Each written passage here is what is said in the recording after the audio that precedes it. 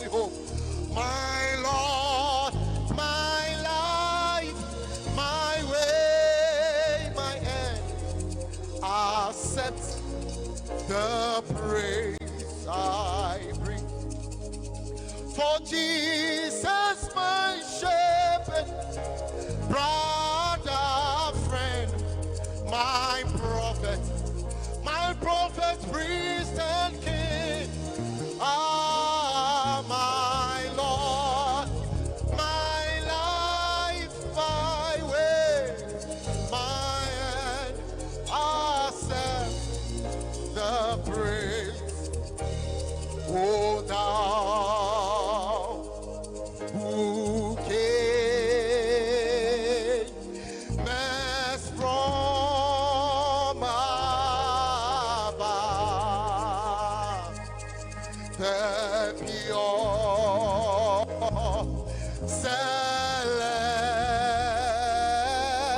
celestial fire to impart. Candle have flame of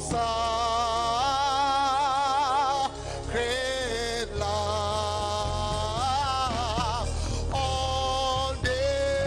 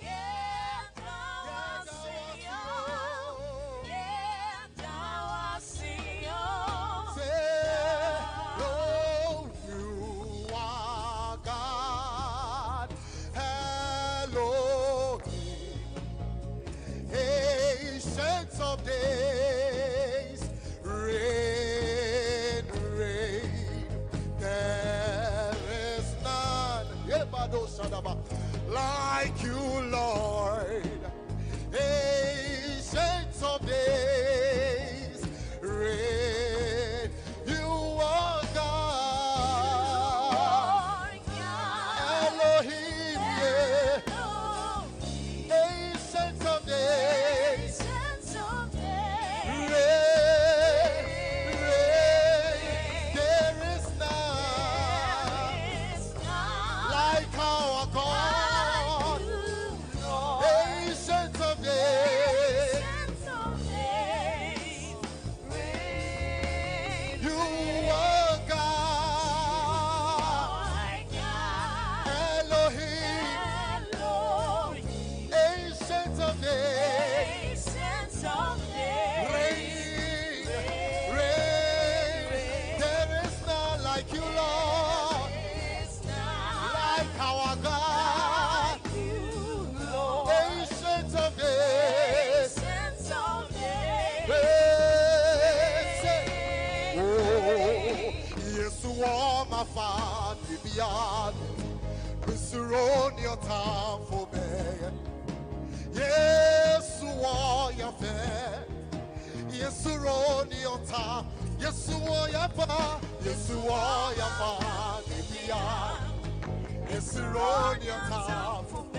Yes, you are. Yes, you are. Yes, you are your pa. Yes, you are your Father. Yes, surround your time. Yes, surround your time for me.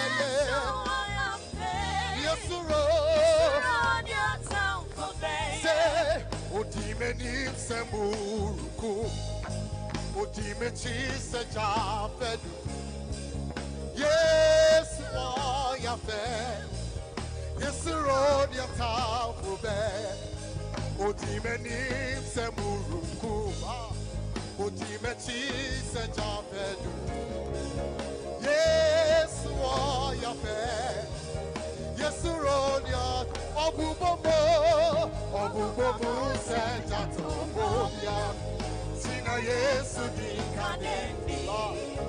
Obubobo, Sejate. Sina Yesu di Kanendi. Obubobo, Obubobo, Sejatobia. Sina Yesu di Kanendi. Oh,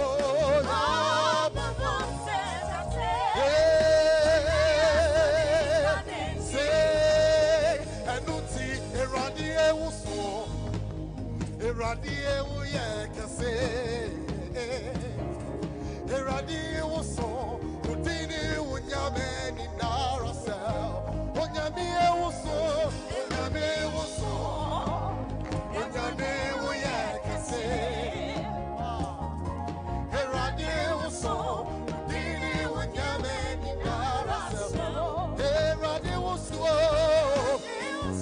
Eradi uye kase. Eradi uso,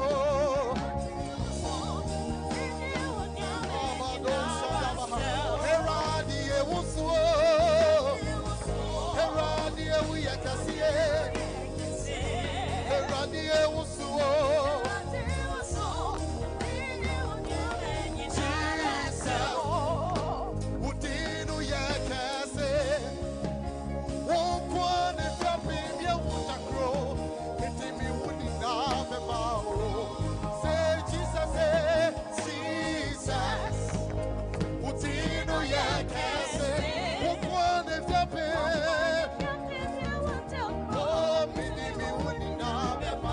Say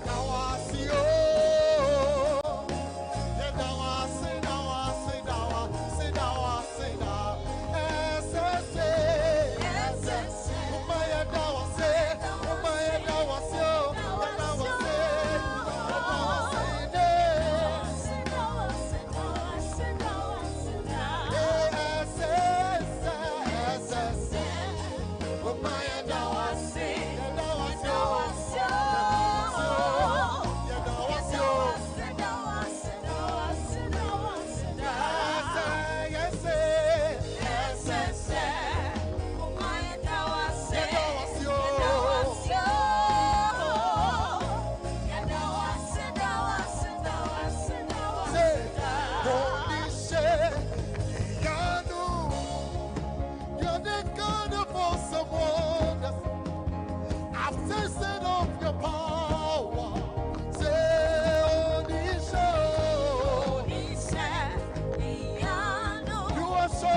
you have shown me so much mercy. much more. Say, my eyes have seen, my eyes have seen, my ears have heard the wonders of your great creation,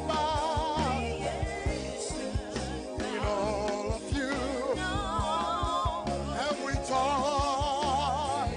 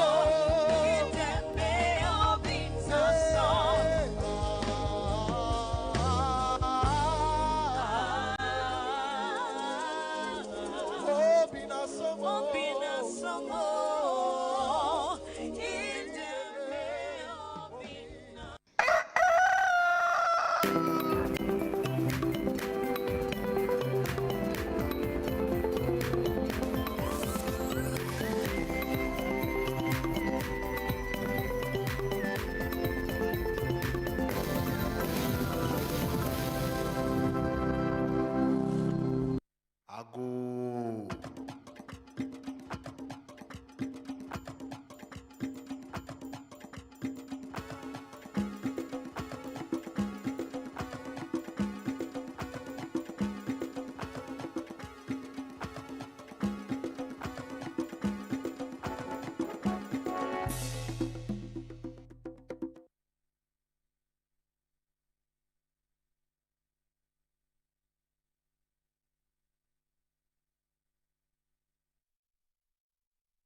Good morning and welcome to your favorite Sunday morning TV show, Sunday Breakfast, right here on Channel 1 TV. My name is Jude Duncan. And I am Inu Safo. It's a pleasure to have you join us Absolutely. This wet Sunday morning. We won't wait for him to come and tell us. We already know that it's a wet cold, Sunday morning. This cold Sunday. I know this cold Why is Sunday. it cold? It's wet. It's cold. But it's still raining. I prefer cold. I prefer wet.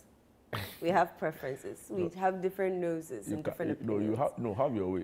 Thank you. Have your way. Thank you very much. Yeah, on the show You are today, we learning. have a lot of exciting things coming up here. Of course, we started with a spirit-filled worship, right? It's Sunday. It's important we give praise and adoration where it's due.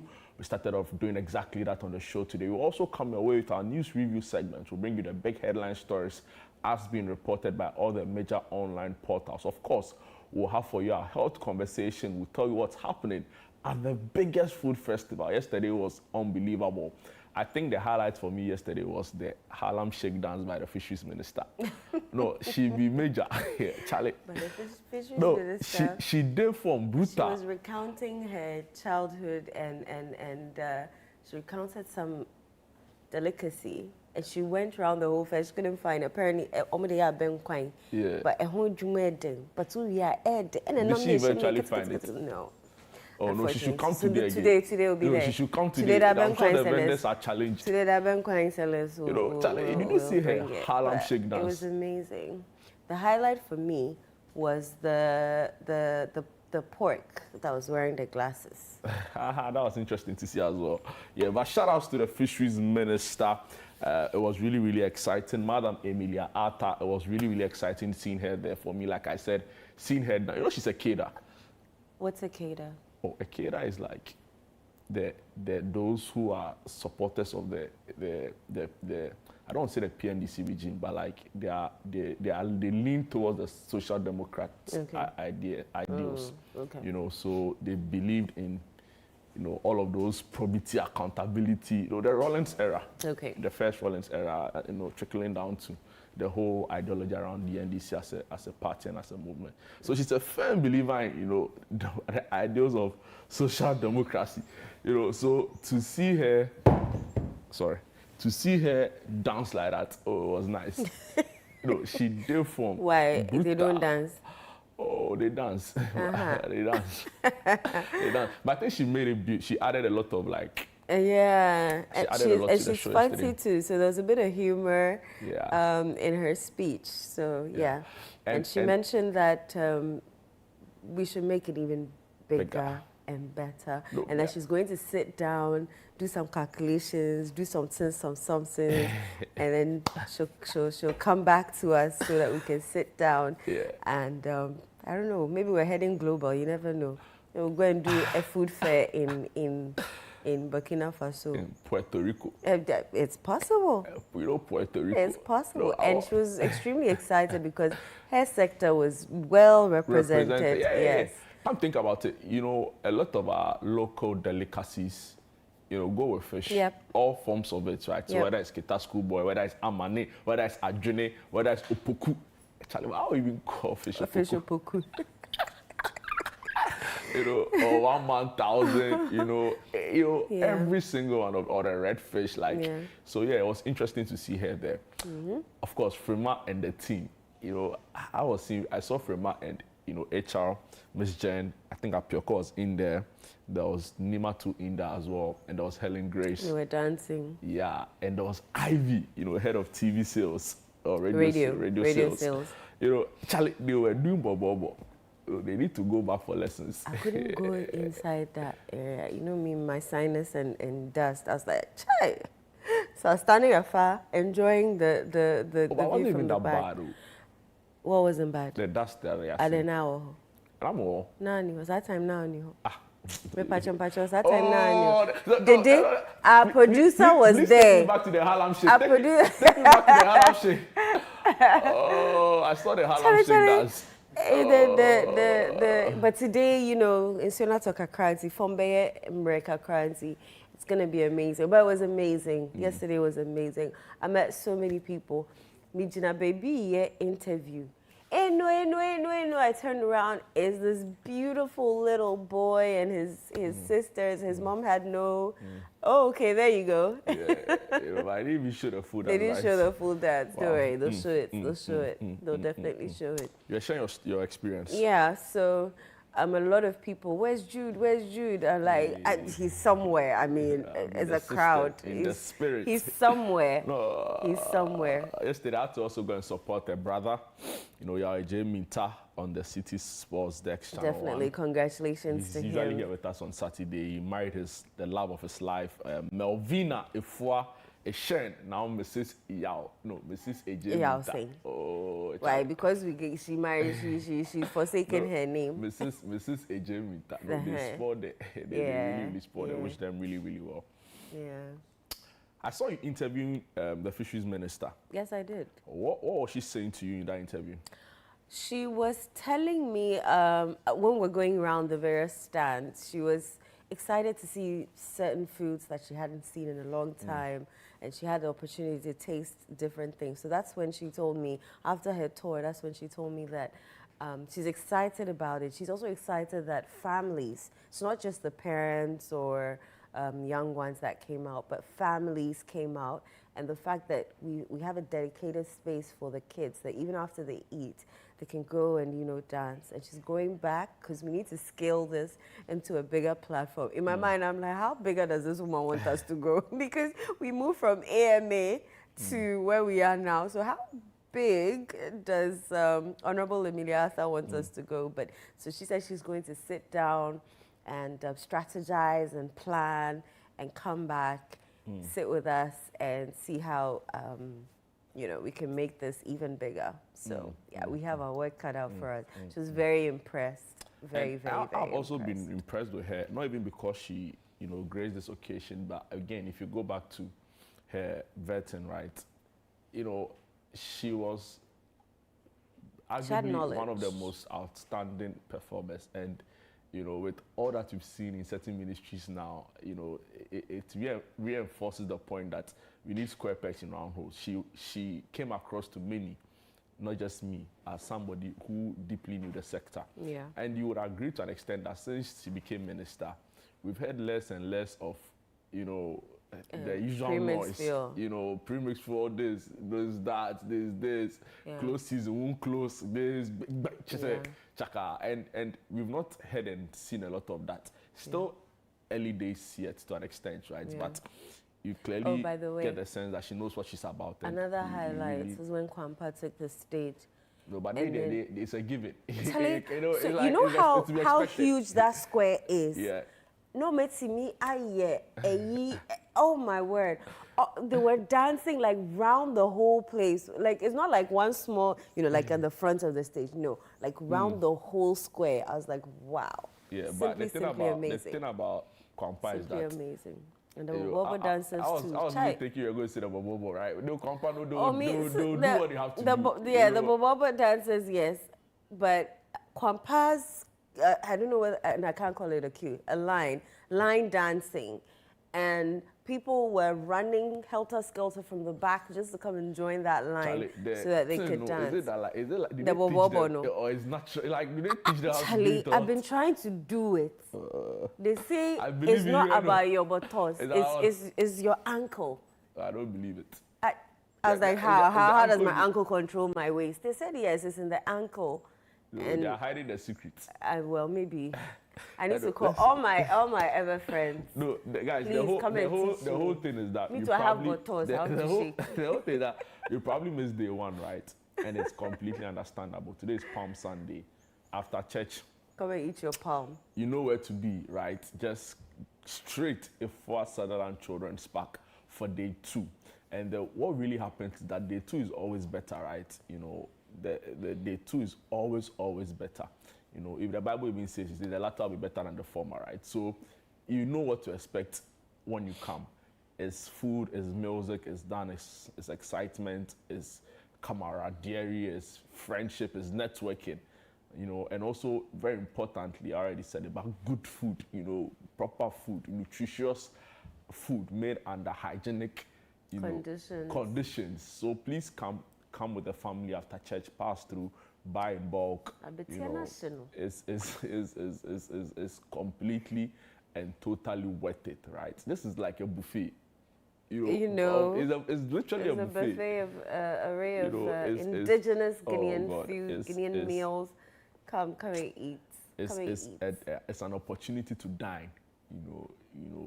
Different kinds of meals. Yeah. So you know what to do, and they are really nice sitting areas. I was really impressed by the arrangement of the sitting areas, right? So you don't have to struggle for chair. No, just come and sit down with the family, have a good time, eat. Buy some in bulk, take it home. The Easter holidays is coming. You know, you can bring it out of the deep freezer and make merry again and remind yourself of how your childhood was like growing up. All right, Eno, I don't know if it's a good time to delve into the big Yes. Channel1newsonline.com. Stories you'll find on our portal. Back to Your Village Food Festival enters day 2 after fresh morning showers. I love that. Others stories, Back to Your Village Food Festival, vendors report brisk trade. Bawumia calls for cross-border cooperation to unlock Africa's AI potential, digitalization. Otumfuo pushes for timely completion of KNUST Hospital project. Reparations must serve as mutual healing for Africa and Europe, according to Professor Gavua. Patrons applaud Back to Your Village Food Festival experience. Amelia Arthur, Ghana's food tells story of survival and identity.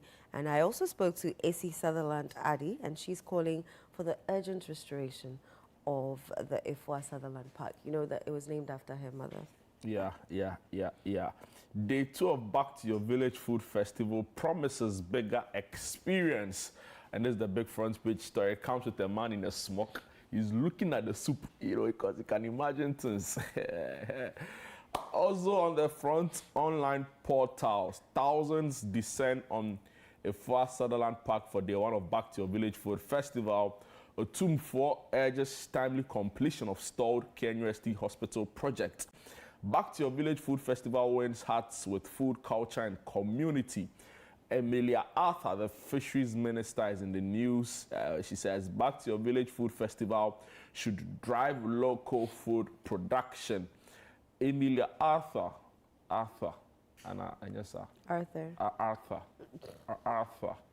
Amelia Arthur. Charlie.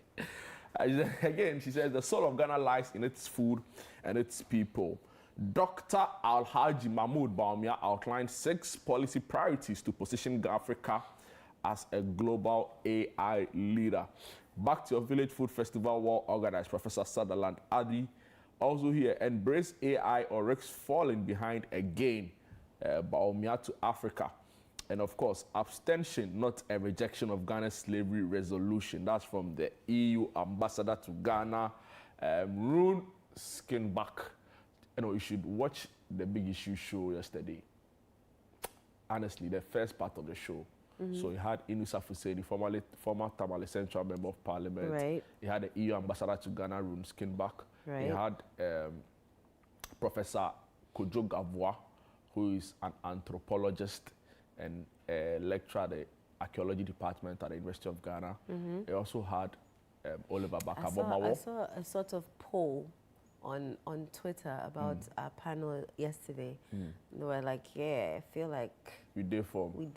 Yeah, like, thinking goes in, I'm the producer. Thinking goes into it. No, of course, let me say it all. My boss is there. You know, I was about to say, I wish. I thought there were like 2 or 3 of you. To be fair, the way we work here, you know, it's input from a lot of people. Exactly. You know, but of course, I report to Fred. Yeah, kudos on yesterday's panel. It was. Charlie, guys, watch Big Issue. It's solid. You know, as you watch Sunday breakfast. Yeah, man. Charlie, I met the MPP secretary for Shao Sudoku constituency. You know, Koboy was giving out items to support the aid. Which aid? Yeah, I think And it was- people within the community or in the hospital? No. So Shao Sudoku, I think the constituency. You know, so the secretary, who is an MPP member, obviously, you know, he saw me say, Jude. I said, I tell her, I don't know the guy. He said, Jude, why is that no? Oh, I said, well, I know he's doing other things. So he's busy, you know. I think Okobo was donating to the Greater Accra constituency. He wants to be chairman. He's like, Charlie, I'll be watching you every Saturday morning. You know. I say Art Sunday. Art So, Sunday. Oh, it's a Sunday there. I'm always there, but I have to leave it. I was like, oh, I He can understand. watch on his phone while So he's watch on going your to. phone, yeah, go. It's like, I hear you, boss. You know, so shout outs to the MPP Shao Sudoku second. The name escaped me. Your name has I have escaped his you. number, so I'll call him. You know, one time I'll call him on live. We'll do No. the show together. You know, it's very important. Anything is possible. Anyway, Anything is possible. let's some small stories here. Bono East NACOC arrests 6 in anti-drug operation. Alman Bagwin pledges Parliament support for Tema aircraft crash probe. Otoado is in the news. Black Stars must learn from 5-1 Austria defeat. And Al Hassan Suini underperforming contractors risk termination and a big push. I'll bring you the story. But I know yesterday was a lot of things was actually was happening concurrently, and part of it was the funeral ceremony for the sons, the perished sons of the late, or let me say, Elder Donko, who runs the Hebron Prayer Camp. His sons who were involved in the aircraft The light crash. aircraft. You know, it was difficult to follow. You know, and we want to wish the family well. Very difficult times. We pray for God's strength and providence for the grieving wife, for the mother, the father, the siblings, the extended family, the church as a whole. We pray that God would bring comfort. You know, during these times, nothing makes sense. Yeah. I saw a video of Reverend Easton Anaba narrating his own ordeal. It's like he sleeps, he wakes up, you know, he dreams in his dream is crying. Then when he wakes up, his whole pillow is wet. You know, it can only take God to comfort in such circumstances, and we pray for God's healing. Say God doesn't give And you it's- what you can handle, no matter how But difficult sometimes it when may you see seem. it, you know, it is too much. To think that your sons, you know, want a contract, you know, to help institute And a it's a training route school for they've pilots, used several times. you know, and this is something they do very casually. It's Yeah. it's come to them very easily, you know, the pilot I'm referring to. So, you know, but Anyway. like the Bible says, his ways are higher than our ways, his thoughts are higher than our thoughts. So what we can do is that we can only trust him. We can't Exactly. understand his ways all the time. Exactly. But we know that he always has a better plan for us. So Exactly. Elder Frank Donko and Yeah. the wife. Speaking of Yeah, that Mamo, story, shedding. it's here on graphiconline.com. Thousands attend funeral of brothers killed in Tema microlight aircraft crash. And like you said, we wish the family, Shedding. yeah. Do shedding, do any money, who know. All right. Other stories you'll find on graphiconline.com. Some areas will be affected by power cuts from April 8th to 17 as ECG rolls out transformer upgrades to boost power supply here in Accra. So you can go onto that website and read which areas. Drone operation leads to arrest of 3 in Kerry gun attack. Catholic bishops rally behind President Mahama after U.S. university withdraws honorary degree. Disaster averted. Residents douse in Sawam cold store fire before firefighters arrive. And President Mahama becomes first African leader to receive World Affairs Council's top honor. Council of State congratulates President Mahama on UN motion success. And 2 Black Stars players robbed of luxury watches in Vienna. I spoke to Fentio, who's with them there. He's like, when they were going for the game, they took everything Wow, along, Kabeja. all their suitcases. Go out, Kabeja. to the stadium. And I was like, well, yeah, I mean, it's better be safe than sorry, because if luxury watches have already been stolen, and I think the minister told us that the CCTV cameras weren't working at that time. So We be Okroimu. Well, not Okroimu, but yeah, for me, it's unbelievable that a hotel of that size, and I don't think because it's the any Black mean Stars will not hotel. lodge in just any other hotel. Exactly. So, it's shocking, and there are investigations ongoing according to the minister. The Austrian police, is involved. So hopefully we get to the end of this. What I've seen around this story that I dislike and really disgusts me is attempts to, label certain members of the team as being responsible for it. I find it very distasteful, and I've seen certain people on social media, trying to reinforce such narratives. Yeah.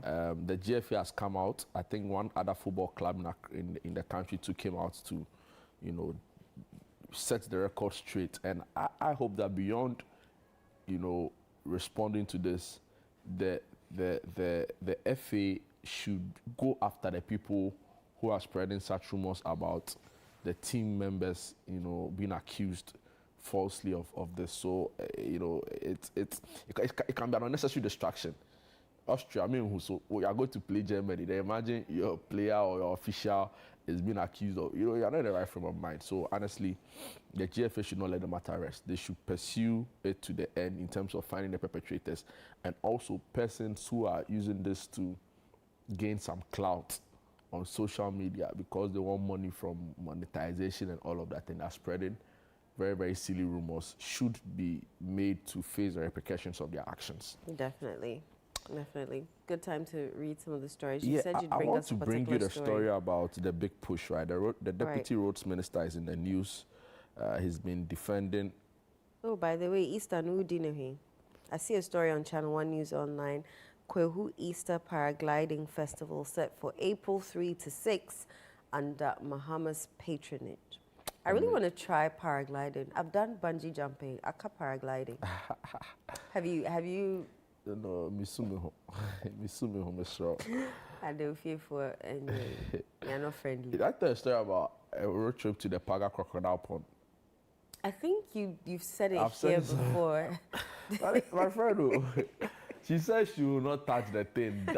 And everybody did. In fact, everybody did. Like even some old woman who was with us on the trip. Oh, everybody came to touch the crocodile. Somewhere be like holding the tail. Somewhere touching the. Oh, this girl say la. He says, "Dude, I know where I'm coming from."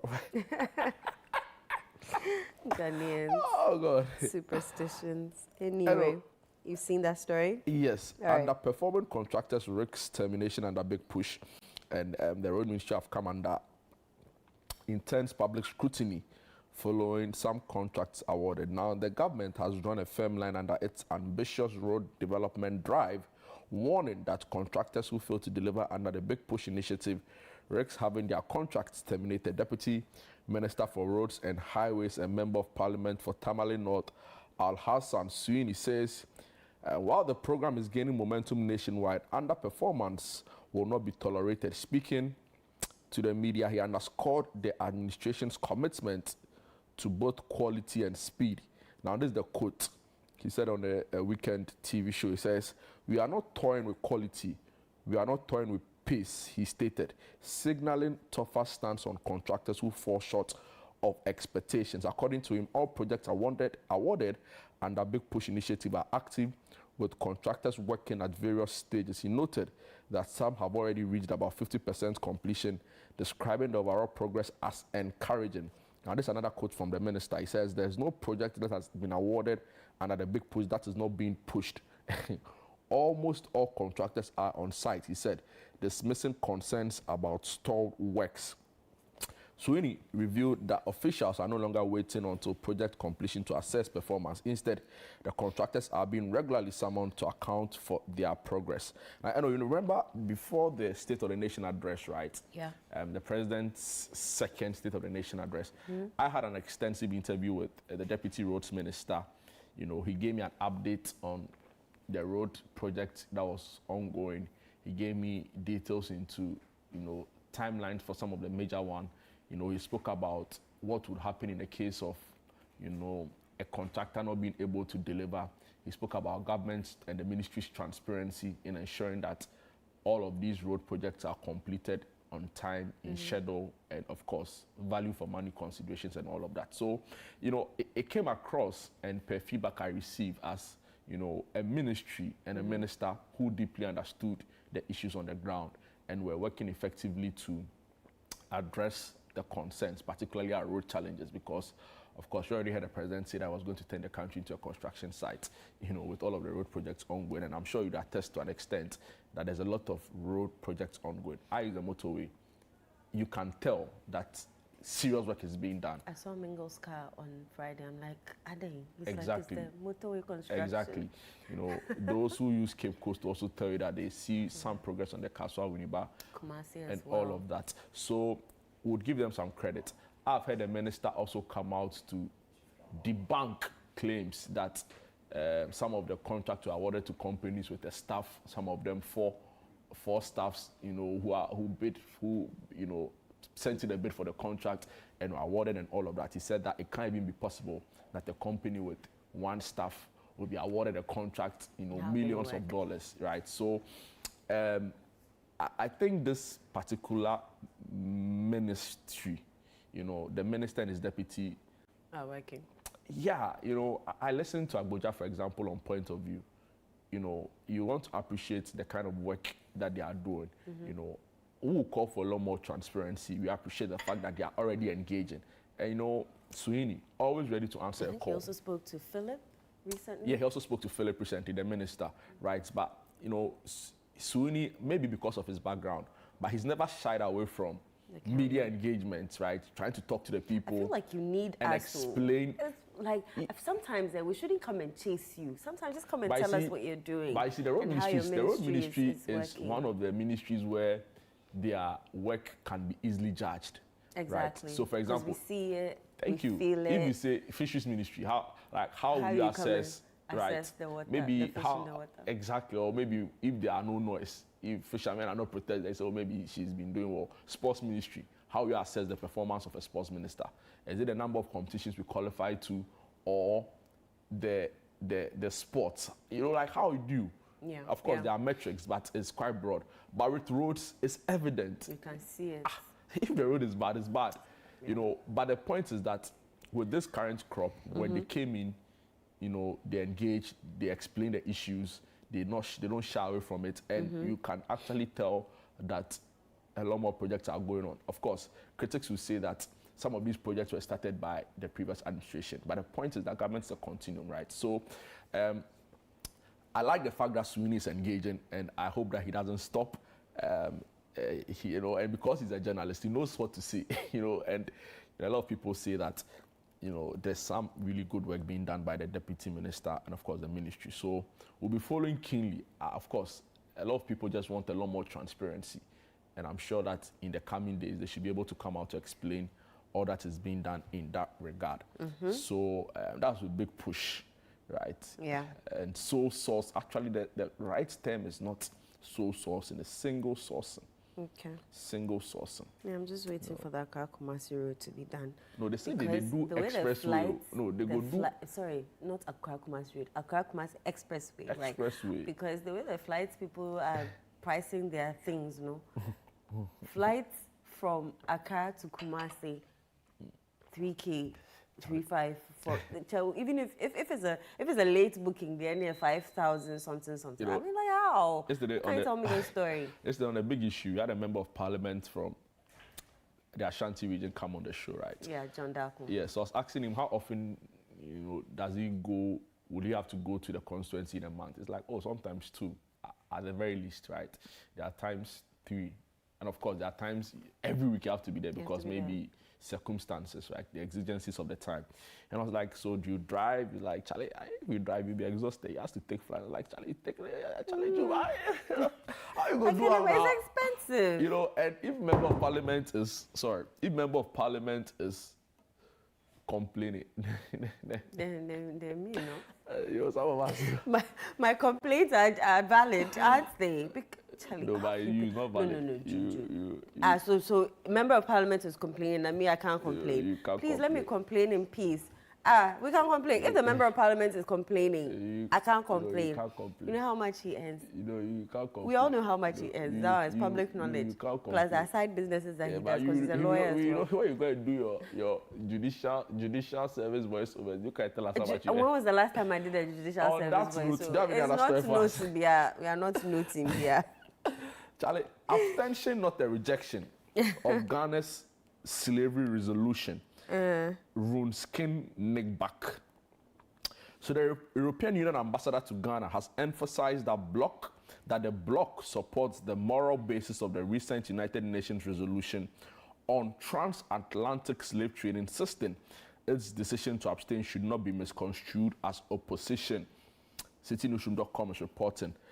The story goes on to say the resolution championed by President John Dramani Mahama recognizes the transatlantic slave trade as the gravest crime against humanity and has reignited global conversations on reparatory justice, historical accountability, and reconciliation. In all, 123 countries voted in favor of the resolution, 3 voted against, while 52, including EU member states, abstained. Speaking on Channel 1 TV's The Big Issue on Saturday, March 28, Skinback explained that the EU participated constructively in negotiations in New York and put forward several proposals that were ultimately not reflected in the final text. He noted that although the EU did not vote against the resolution, its abstention was based on specific concerns arising from the negotiation process. So yesterday was interesting. On the show, Sandra asked them if the EU didn't believe that the slave trade, as it happened, was the gravest crime against humanity, what then was? Ambassador, he gave us a lot of words, English, but he couldn't really point out to what was bigger than the slave trade, But, it's important to also acknowledge that even though they abstained, they acknowledge the wrongs. But their other argument is that, for example, it is too legally complex to say you are going to, give reparatory justice. Right, and of course, the other issues they raise is who even benefits. So if you go back to the argument, and that's the EU, America made a completely different argument, right? So the EU abstained, and America voted no, together with Argentina and Israel.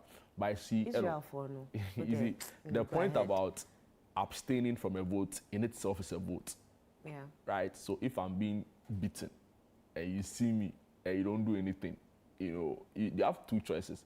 You can either come and help me from being beaten, or you can either also come and join in beating me, right? But if you look and you walk away, that in itself is a choice. A decision, So, well, you can say it's more likely towards a no vote than whatever it is.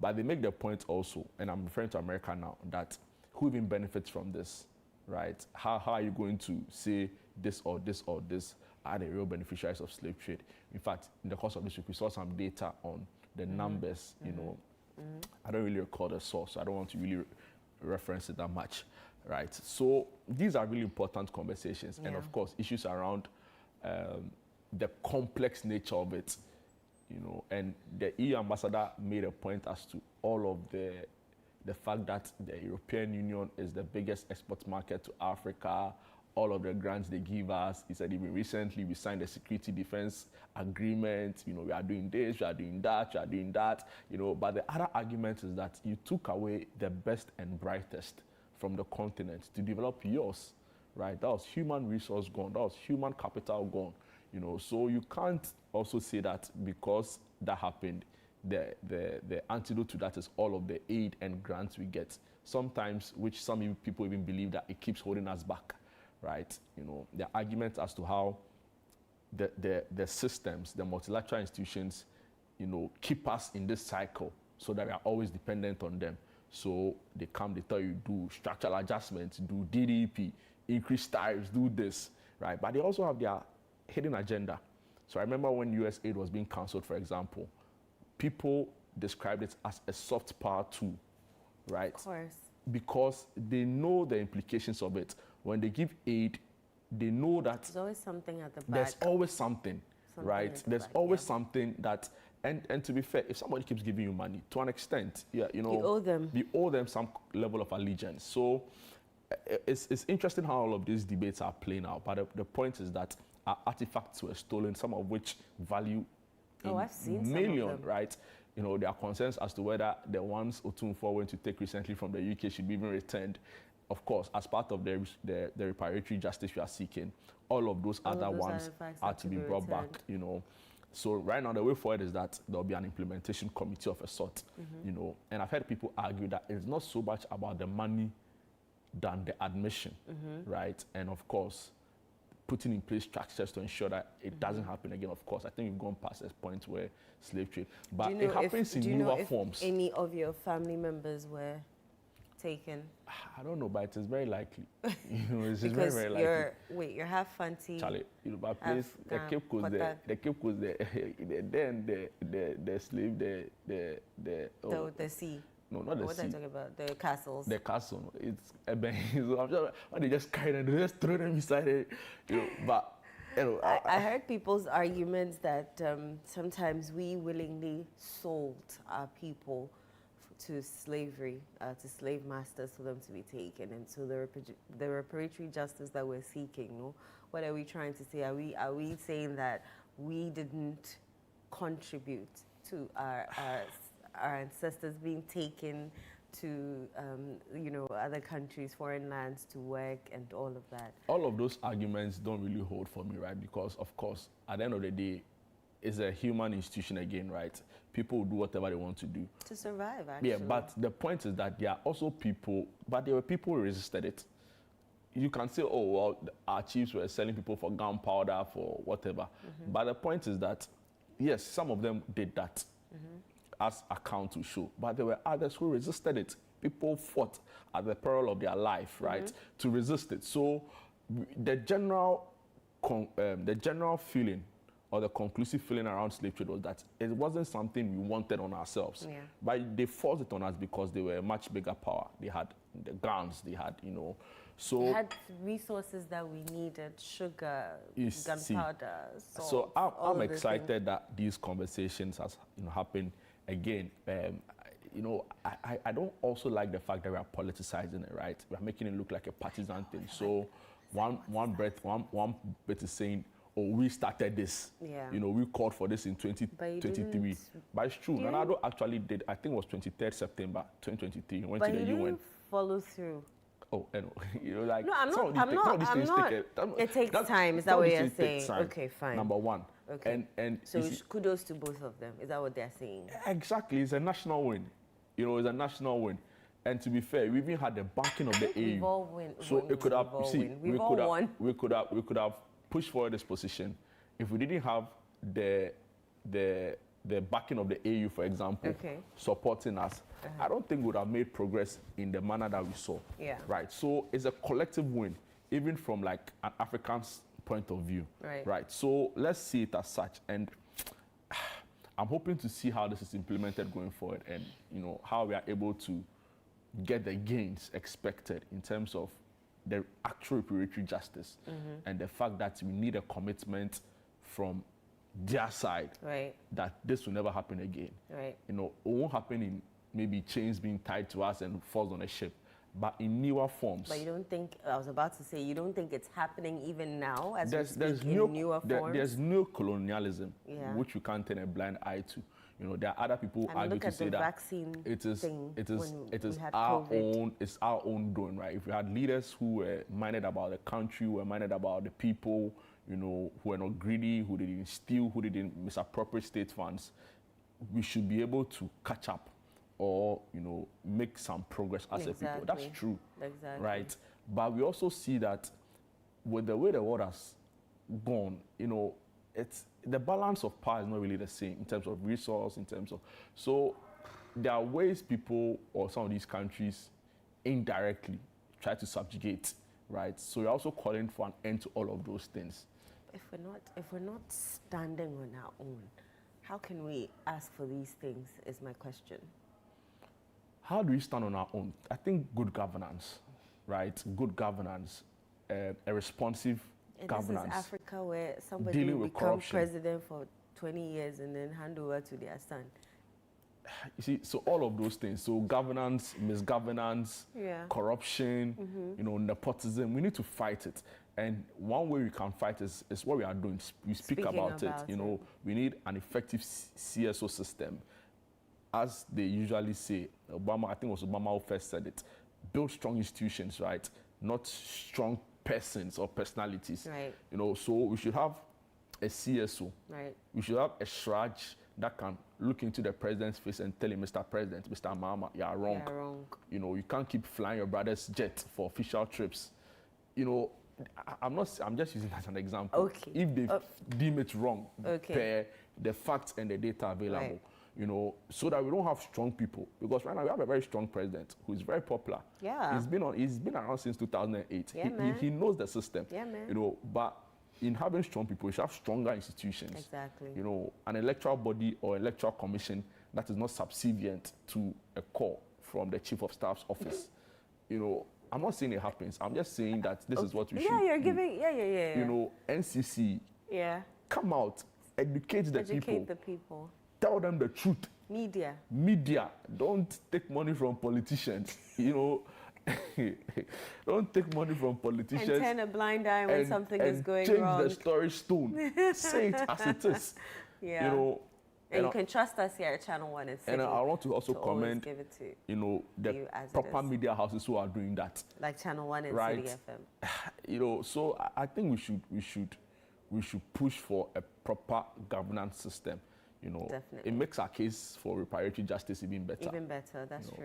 That's true. That's the word of the Lord. That's the word of the Lord this morning from Jude on reparatory justice. Someone said, how do we explain reparatory justice to your grandmother in the village?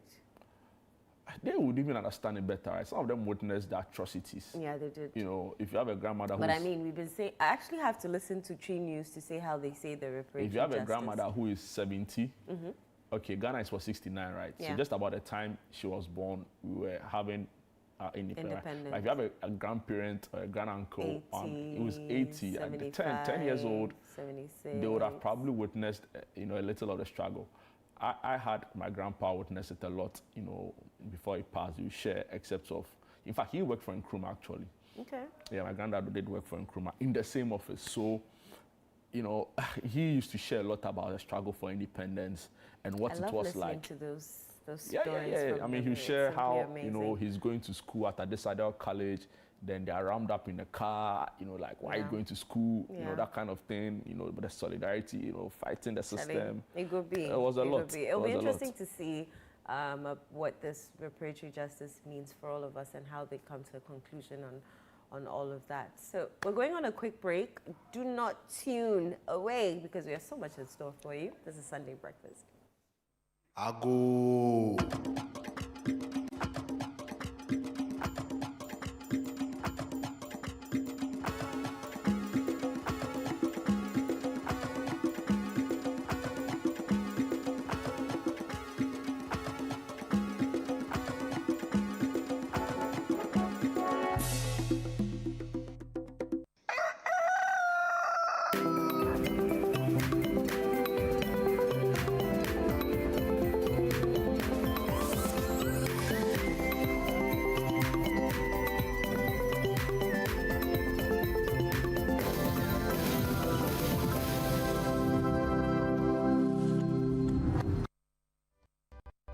My line of work, a confident smile is everything. Kel Charcoal Toothpaste keeps me on top of my game and ensures my smile is always radiant and bright. With the tiring nature of my job, we spend several hours under the scorching sun. To keep our teeth white and our breath fresh all the time, we use none other than Kel Charcoal Toothpaste. Kel Charcoal Toothpaste. You're on a Kessie and in a kit one. Samayo Kendini, a who be here, Semetra Sapapadia to a mammy manful. Kel Charcoal's natural ingredients, and a bomb is a buying, a man is swing, Nesasu Mama Hoto so a will beg you. Kel Charcoal Toothpaste. Choose Kel Charcoal Toothpaste for anti-cavity, whiter teeth, and fresher breath all day. Available in 80 gram and 150 gram. Grab yours today. Kel, happy smile. This advert is FDA approved.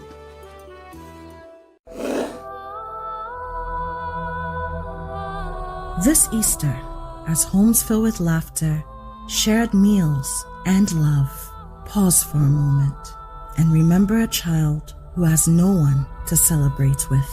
Across Ghana, children in selected orphanages are hoping for care, hoping for comfort, hoping for kindness. You can be the reason a child smiles this Easter. Support the Easter Orphan Project 2026. Your donation in cash or in kind will provide warm meals, clothing, school supplies, and essential care for their well-being. Send your mobile money donation to 0550-900-006 or write a check in the name of the City FM Foundation. You may also bring your donation to Channel One TV in Tesano, Accra, Ghana. You can donate milk, sugar, rice, toys, books, or detergent. For more information, visit www.citynewsroom.com or call 0550-900-006 or 0302-226-013. The Easter Orphan Project comes off on Monday, 6 April 2026 and is powered by 97.3 City FM with support from Channel One TV. This Easter, let your kindness light up a child's life.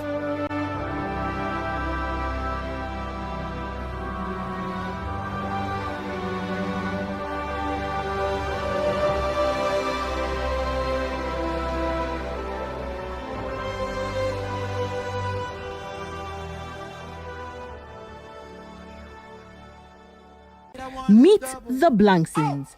Meet Papa Blankson, the big man. Always talking big, never following plan. Meet Mama Blankson, fire in her hands. She carries the whole house, she gives the commands. Every day is This week, Frema Idinyame steps into the world of the Blanksons family on The Upside Down Show. It's drama, surprises, and moments you won't see coming. Hello, the Blanksons. Don't you love them already? You know, whose character really looked like them? I think him. Yeah. Hey. Right? Mrs. Blankson, how would you describe your character? I would say Mrs. Blankson is the keeper of the home. She's the one who pushes things behind the scenes and makes things, like she just makes the things in the home all come together. So, like they say, behind every successful man, there's a woman. Mr. Blankson, was there a point throughout the entire shoot that you felt, I wish I wasn't doing this? It didn't have to do with the content. Okay. It had to do with the time. Okay. The ungodly hours. I said, show.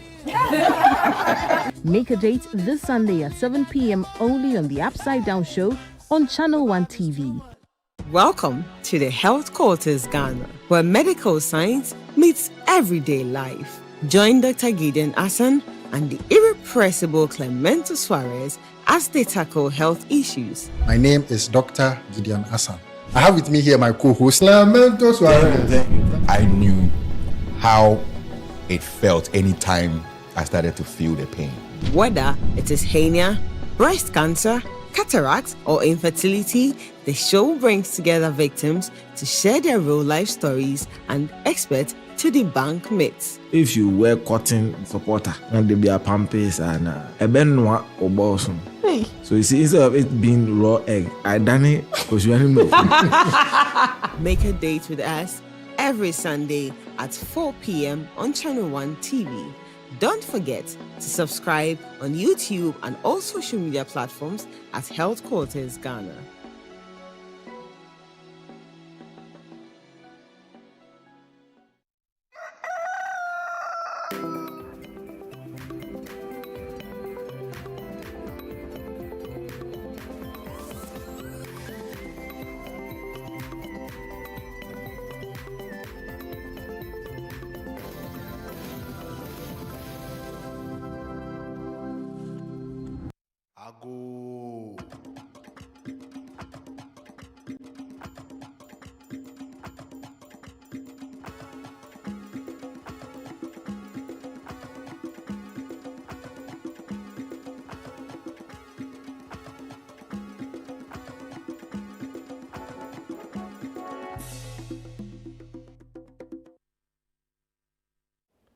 Welcome back. This is Sunday Breakfast right here on Channel 1 TV. My name is Jude Duncan. With me, Eno Safo. We just finished going through the newspapers, or let me say online portals, bringing you the big news stories. It's now time for a health conversation.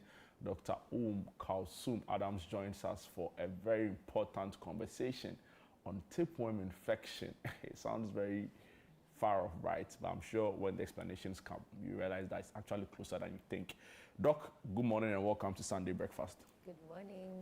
I hope you are well. Okay, very well. Yeah, you're looking well actually. So we thank God for that.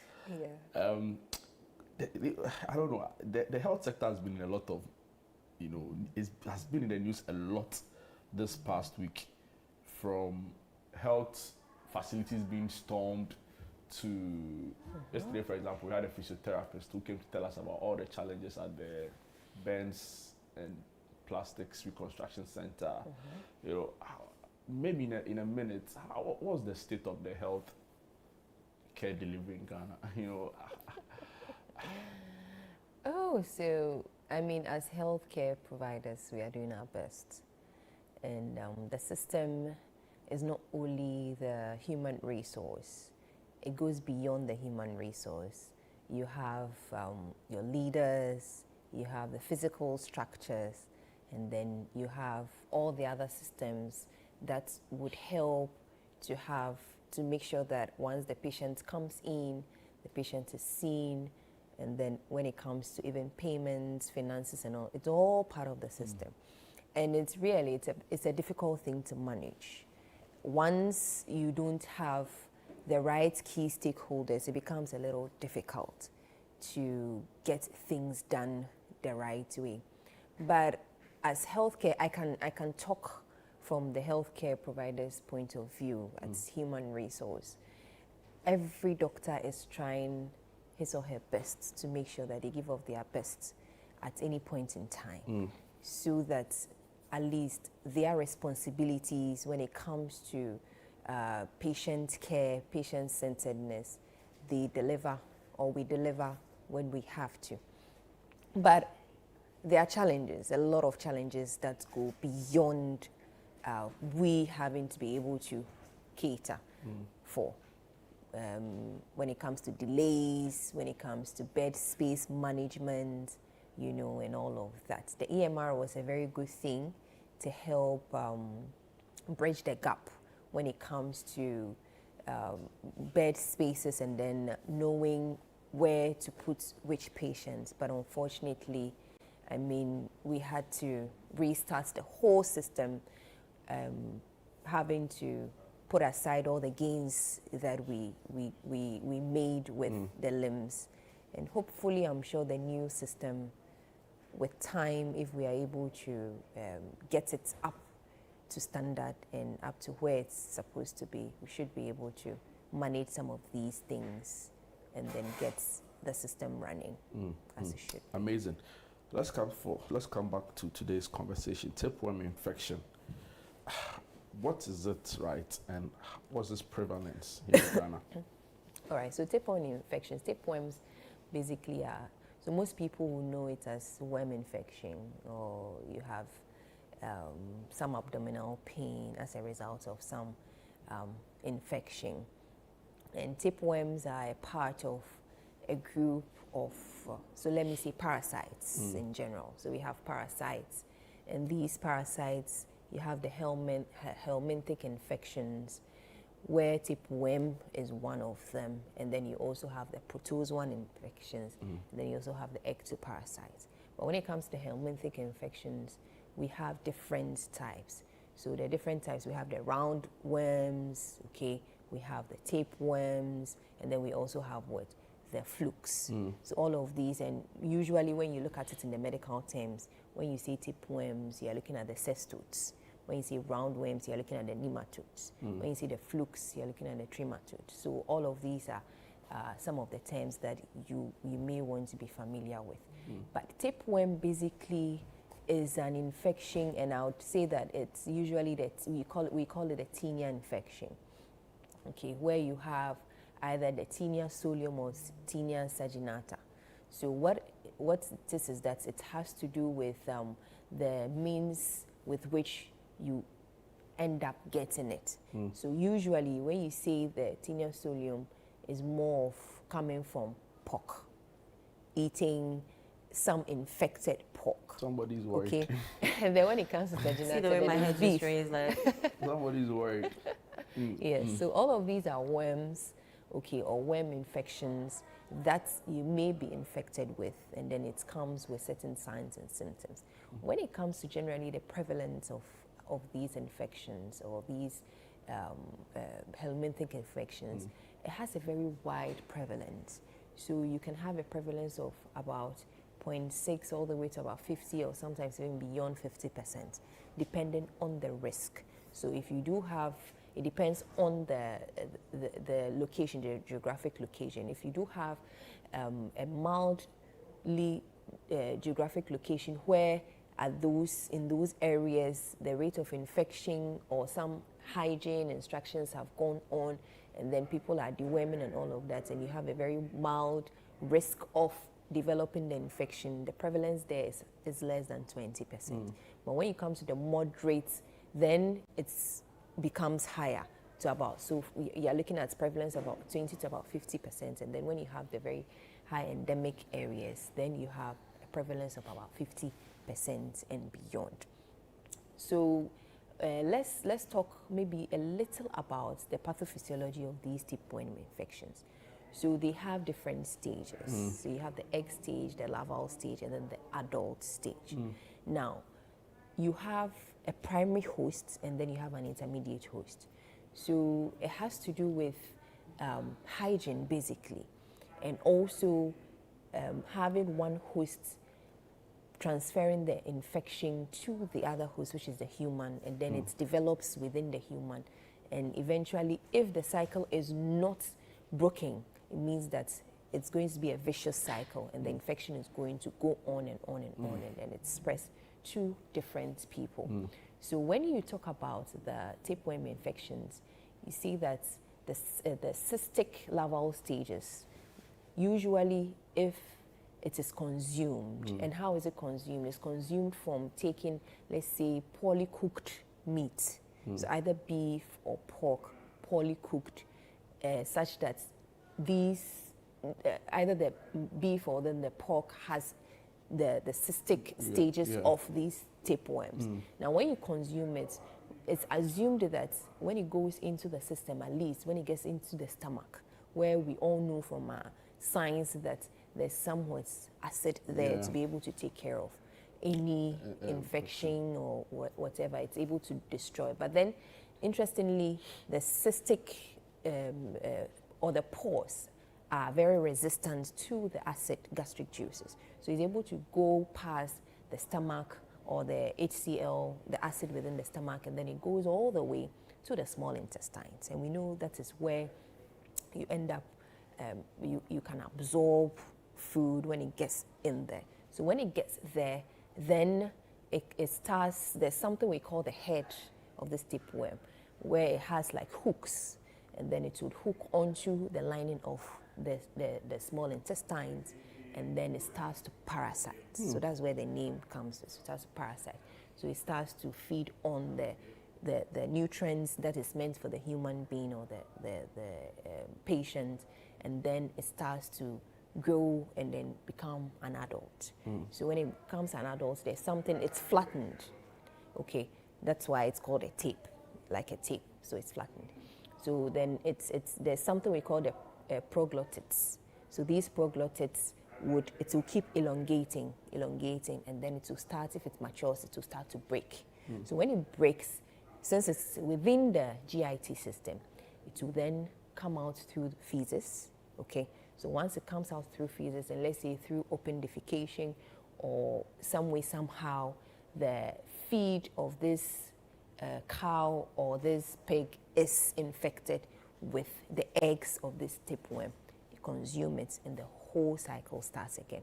So once they consume it, then the whole stage from the egg to the larval stage, also it hosts that developmental stages of the tapeworm. And then eventually it goes into its I mean the meat of it or the muscle of these, either the pig or the beef. And then if it is uncooked or it is poorly cooked, then it goes into another human being, and then the whole cycle, and then you end up getting the infection happening. Can they reproduce inside you? So that's what I'm saying, that when it gets into the small intestines, and then there's a sucker. The head is called the scoles. So then it attaches itself to the lining. Now, once it attaches itself, it has both the male and the female. Okay, the proglottids would keep elongating. So if it's elongated, it has both the male and the female. And those eggs come out, and then it is taken in by these animals, and then in the fertilization, and then the whole process of the larval stage starts, and then the whole cycle starts, So on and on and on. Worms, for lack of a better expression, what kind of symptoms would let you know that you do have, you have developing? Okay, so one of the things is that the first thing would be either you end up having, you start to lose weight. Okay. So remember I mentioned that it would be at the area, it will start parasiting on the nutrients that is meant for you, to start sharing that nutrient between yourself and the parasites. Right. So you end up losing some weight, you'll be malnourished. There will be some abdominal pain associated with it. So this abdominal pain that cannot be explained. Certain times you have certain GI symptoms like you feel like vomiting, so nausea, and then even sometimes vomiting. You may end up having loose stools like diarrhea, certain times constipation. So all of these, and then as the whole process goes on without it being treated, it means that you become malnourished, you have easy fatigability, you become general malaise, you have general malaise, and then eventually when you do check your blood levels, you may end up with some anemia, showing that you have something going on within your system. So those are some of the signs and symptoms that may be picked up, coupled with a good history where you'll be able to tell that, okay, this person consumes this, and other risk factors. The other risk factors which would fall into the etiological agents may be that somebody who ends up, so this will be for not only tapeworms alone, but also for all other helminthic infections, or where you are feeding on, let's say, vegetables that are contaminated and haven't been cleaned and washed properly, okay? Or you're eating the uncooked meat or poorly cooked meat that has also had some infection, or you're taking in or you're consuming some water and this water is contaminated, okay? Or you're not performing good hand hygiene. So you have some of the either infection on your hand, and then you introduce it onto the food that you are eating, and then or you are living in an area where there's some open defecation in there, where you can things can easily be picked up, or germs can be picked up from this excreta, and then it gets into your meals that you have for the day. You get it? So all of these are some of the ways and means by which you can end up getting some of these parasitic infections affecting the food that you eat, and eventually affecting you or infecting you. And Is it possible not to signs show any signs and symptoms at all? Yes, it's also possible that you may not have But any that'll be signs and dangerous. symptoms. Yes, most of the time that will be at the beginning stages. Okay. You may not have any signs and symptoms at all.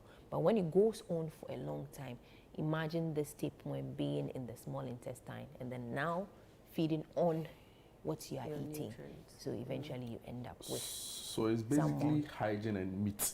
Yes, so Not hygiene. even like vegetables. I mentioned vegetables as well, yes. So some Fish? vegetables, yes, some fish can also give you, so especially even when it Those who like comes to the, sushi. yes, that's, you can also have Is there a that relationship infection. between tapeworm infection? You talked about the acid in the stomach and how it aids the growth of the worms and all of that. Is there a relationship between that and somebody who's suffering from gastritis and even ulcer?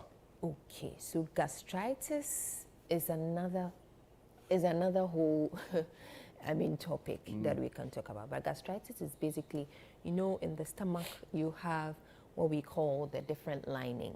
Okay, so if you have that mucosal lining and you have, let's say, a sore or you have inflammation, okay, so it is swelling and then it has some redness and all of that.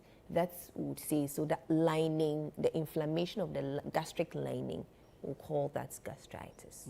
And gastritis, depending on if there's an infection in that inflamed gastric mucosa, and that particular infection usually is what we call the H. pylori. So H. pylori infection is a bacteria, not a parasite. Okay. So that bacterial infection can then persist and then lead to the ulcer that forms. And that is what we call the peptic ulcer disease, depending on where it forms. So it's either it's forming within the lining of the stomach or it's forming within the small intestines. So depending on that, you can have a gastric ulcer, or if it is within the small intestine, the first part of the small intestine, that becomes a duodenal ulcer. And all of them are called PUDs, that's peptic ulcer disease. So there's no really a direct relationship between this and that? No. And it's not like one can worsen the conditions or predispose you to another? No. Wow. Interesting. Yeah. So which group of people are more at risk? So you can see that most of the time you see children. Children in the sense that, they tend to play around, they are always in the mud, or even on the sand playing, So children will be one of the groups of people who will be mostly affected.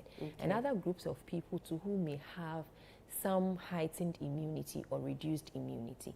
So pregnant women. Right. So pregnant women who are not actually staying, if you are pregnant, we always say that your hormone levels are different, and anything at all can end up giving you problems. So pregnant women, the elderly, okay, and then in certain times, people who already have a reduced immune state. Okay. Yes, and they come into contact with all of these risk factors. They are at risk of developing these infections. Yeah. What would be the most safest way or treatment for worm infestation? Okay, so tapeworm infections or worm infections in general, you can actually do your medical management. Okay. So medical management that either you are taking the dewormers, so either your albendazole or mebendazole. These are medications that when you do take them, you should. It's a start dose. It's just one dose that you can take, and then you wait for a period, and then you check again to see if all of these signs and symptoms are there. And for investigating, most of the time, aside these, you can do a stool test, stool examination, okay, where you check for either the eggs, the larvae, or even the What are you worms. looking for?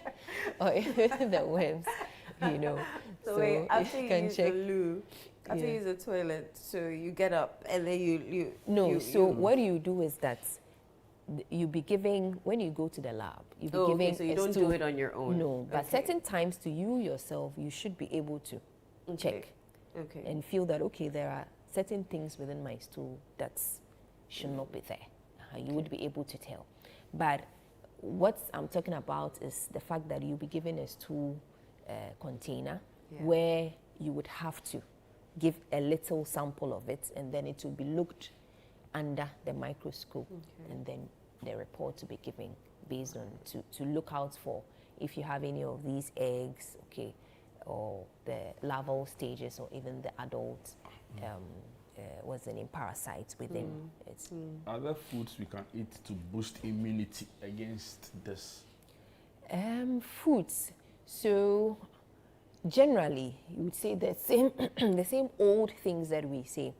So balanced diets, but in terms of directly linked to these infections, has to do with the fact that you have to wash your fruits and vegetables very well. So wash your fruit and vegetables very well before they are consumed. Make sure that, because now we use a whole lot of things on the farms. Even the water that is used for the irrigation, sometimes they are contaminated Okay, so you need to make sure that once you get these, your fresh produce, back at home, you perform your hand hygiene very well yourself before you handle these fruits and vegetables. And also, as you handle them, you wash and make sure that you've washed properly before you use them. And make sure that when you are cooking your meat as well, you cook your meats and make sure that it's well cooked, you know, yes, so that you don't end up eating any undercooked. People like steak and, yes, and what's the word? Now, even when you go to the restaurant, They'll they ask you, how do you want how it? do you want it?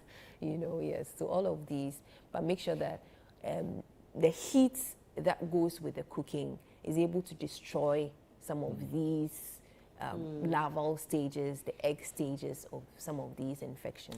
Is You should be routine able to- deworming? You know, people are like every 3 months you should deworm. Yeah. Is that good or Yeah, is that a it bit is too much? actually good, but it depends on the, as I mentioned earlier, the endemic areas. Okay. So if you are in an area, a geographic location where it's very endemic, then the 3 months should do 3 months or even 6 months. But if you are not at an endemic area, let's say a low risk area, then you can do your once in a year, or even once sometimes in 2 years, depending on the geographic location that you find yourself in.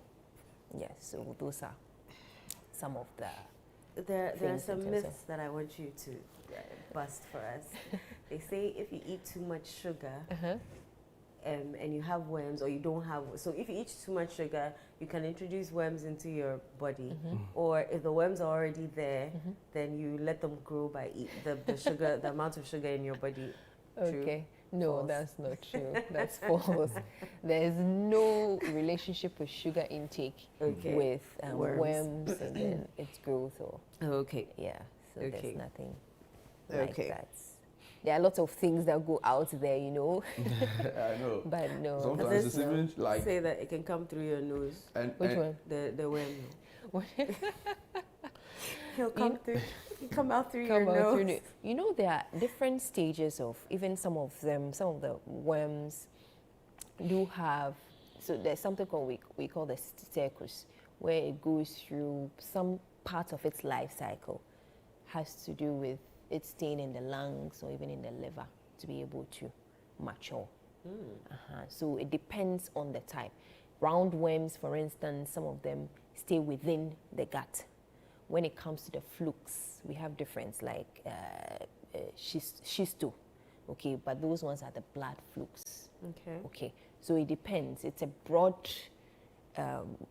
categorization where you have the parasites, as I mentioned from beginning, and then the ones that stay within the gut, the ones that have part of their life cycle within the human being, and then they need an intermediate host, which would be the animals that we mentioned to be able to go through the cycle and become adults. You get it? So it really depends on which type of worm you are dealing with and its life cycle depending. Yes. So some of them, various parts of the body, some of them can even cause neurological challenges depending on which type of worm we are dealing with. Are ringworms actually worms, or is just a skin Yes, infestation? yes. So they are also worms. Yeah, they are worms. Some of the ways of getting the worms within your body could also be even you walking barefooted. Okay, some of the worms can go through the skin. And these are out to be like tiny. Yes. Yes, so they can go through the skin and then go. So it really depends Some on... of them you can't even it's see with the naked eye, right? Or Yes. Even some of the eggs within the either your food or your uncooked meat or your vegetables, and you won't be able to see it with your naked eye. But then it goes in, and then so that's why it's important that hygiene. It's very, very key to be able to take off all of these and then break the vicious cycle so that you don't end up getting infected with these worms. It's actually a challenge. Sometimes it can even cause intestinal obstruction. So now it obstructs the intestine and then you end up having bloated abdomen and all of that. So really depends on which type of worm it is.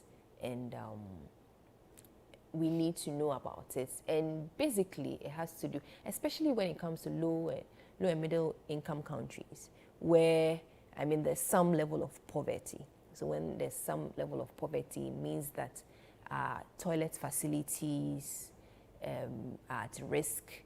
People do not have decent toilet facilities, so they end up indulging in open defecation. And if you have some of these infections, it means that the whole cycle is going to continue on and on and on, and there will be some massive infection affecting a particular group of people at a particular point in time.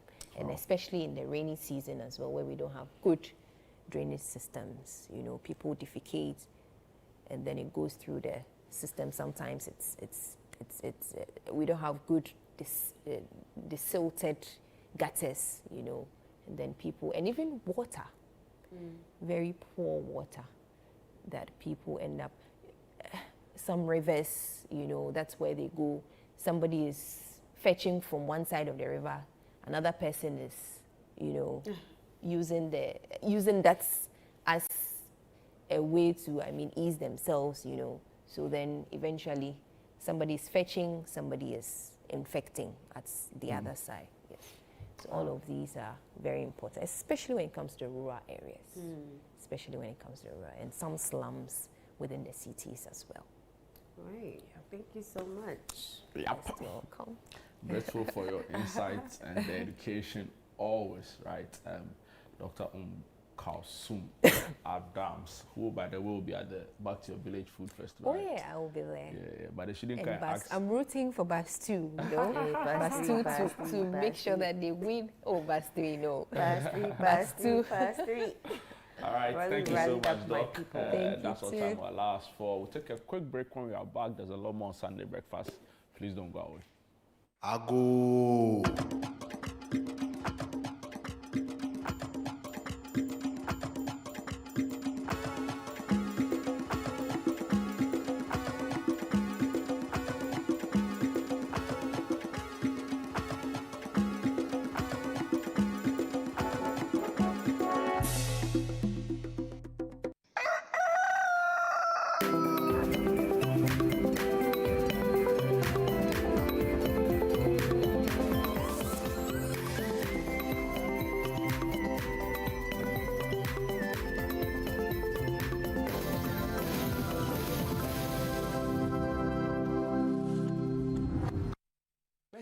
Yeah! Hey, Fifi!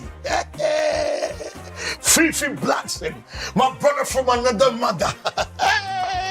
You're looking good, man. Oh, you're looking good. Hey! And well fed. You know what? Put this in the guest room for me, okay? And make my bed comfortable. And please, make sure to get UK in my room. Bestie, meet my lovely family. We can do that whilst I'm seated and eating.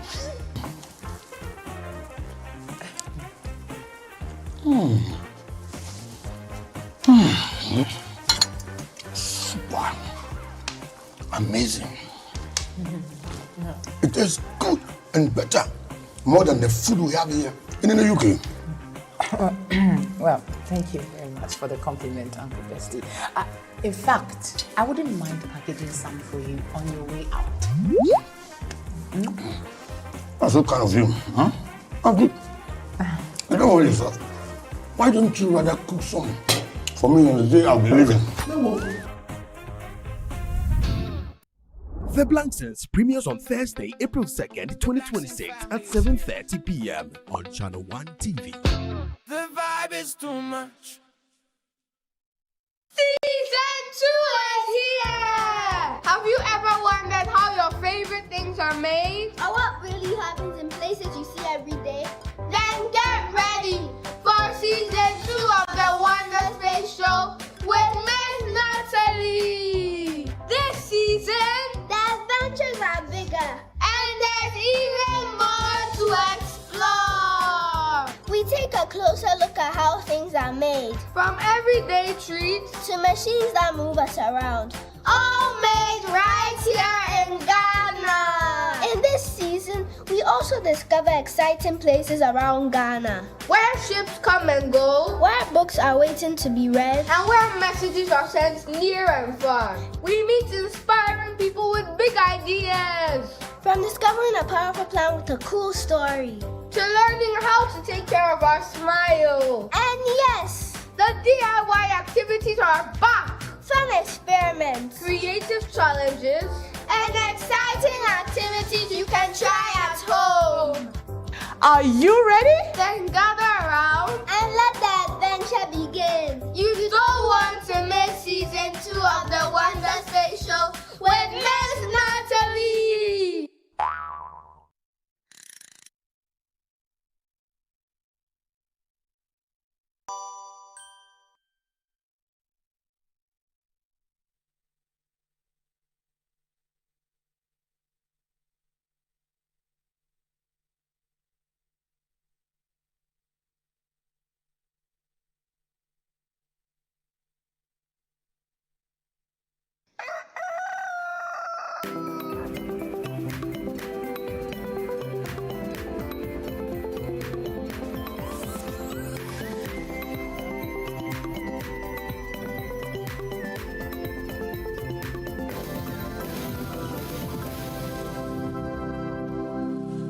Ago.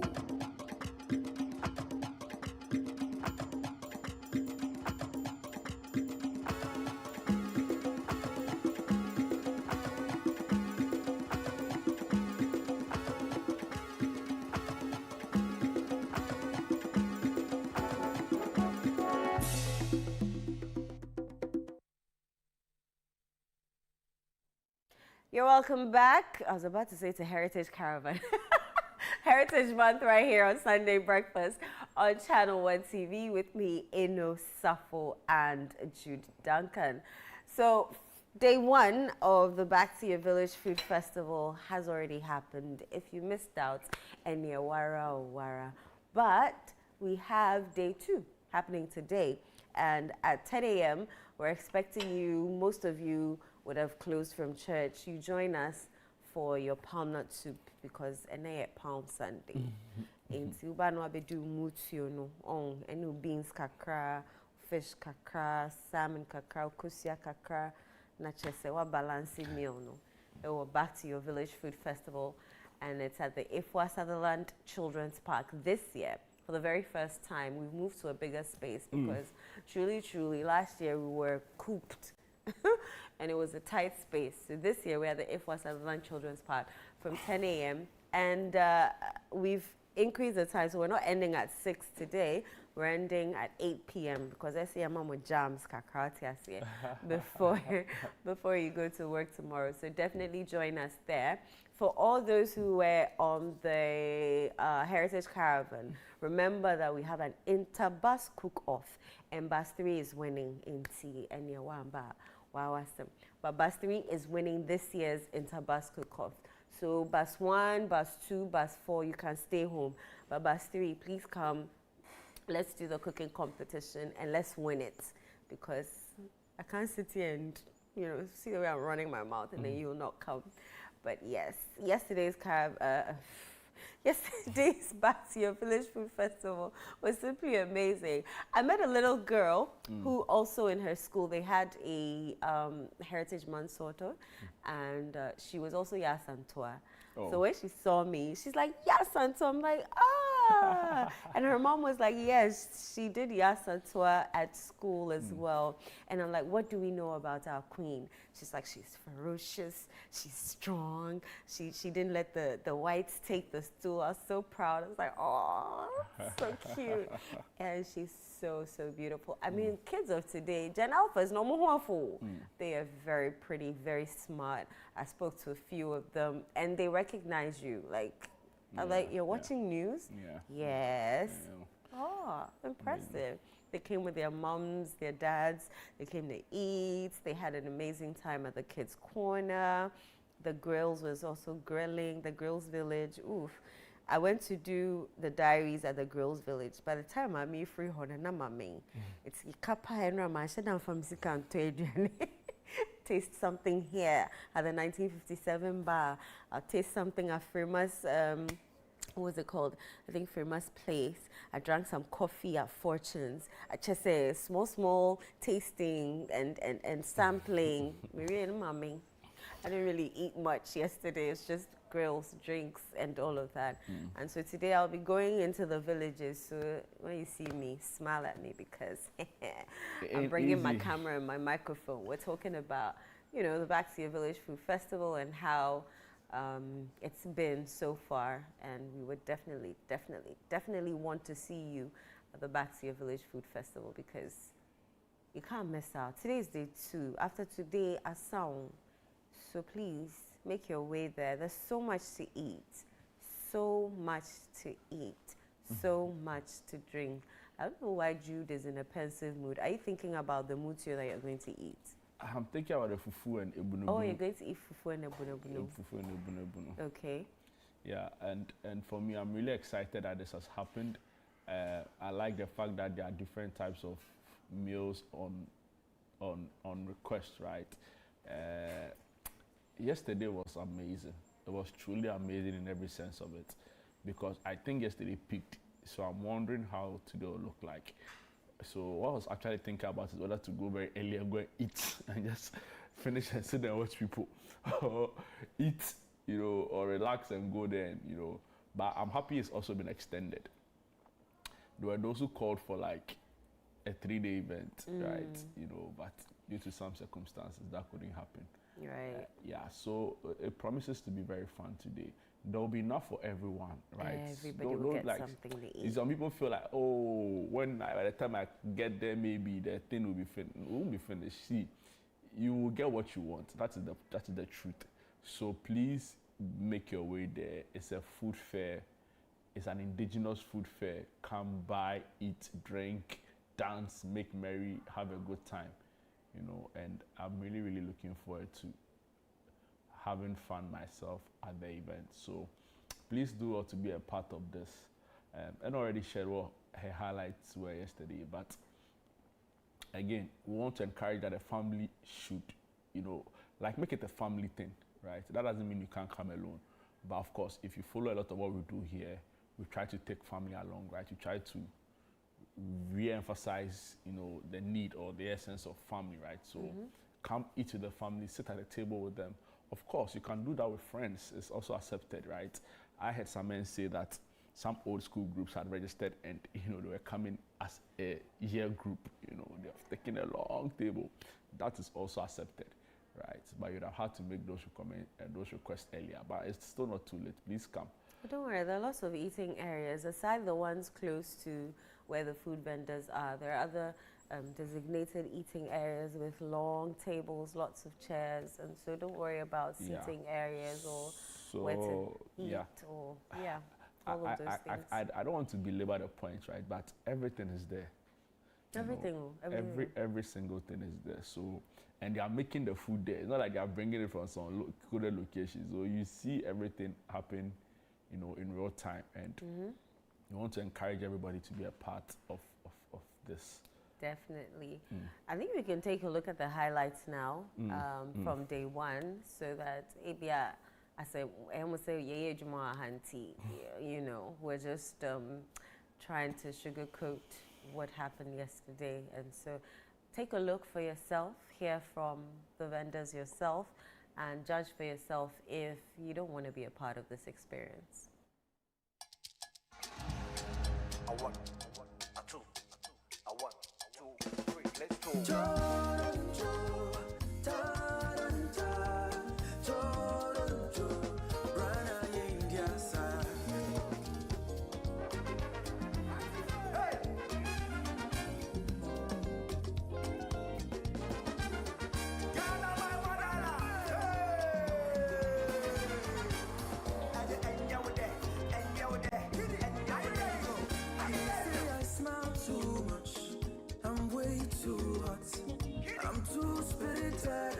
I'm cool tempered.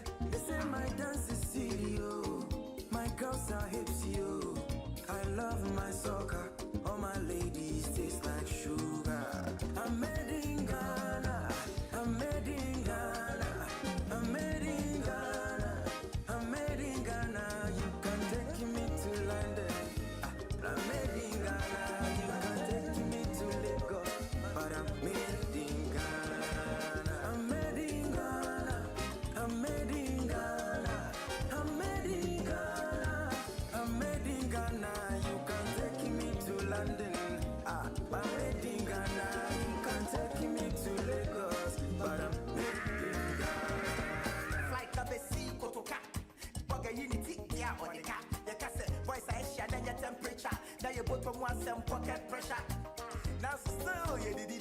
show love, you be my boss with ya, yes, so when I train the best, I have to summon the fans, why Rasta man say one low, from bullet to Accra, one soul, then you now see the one do, kill a will and the paya, one go, but a man day, they one chop rango, but some few ones day, they one show, gonna be the gateway, no be the window, you not gonna swap up with something I show, and for die a message, and when you change the path, so now I'm the woman, and I best sign you will sign, you will sign, you know why you miss out, oh my god, about the rapper, but you probably have to stop.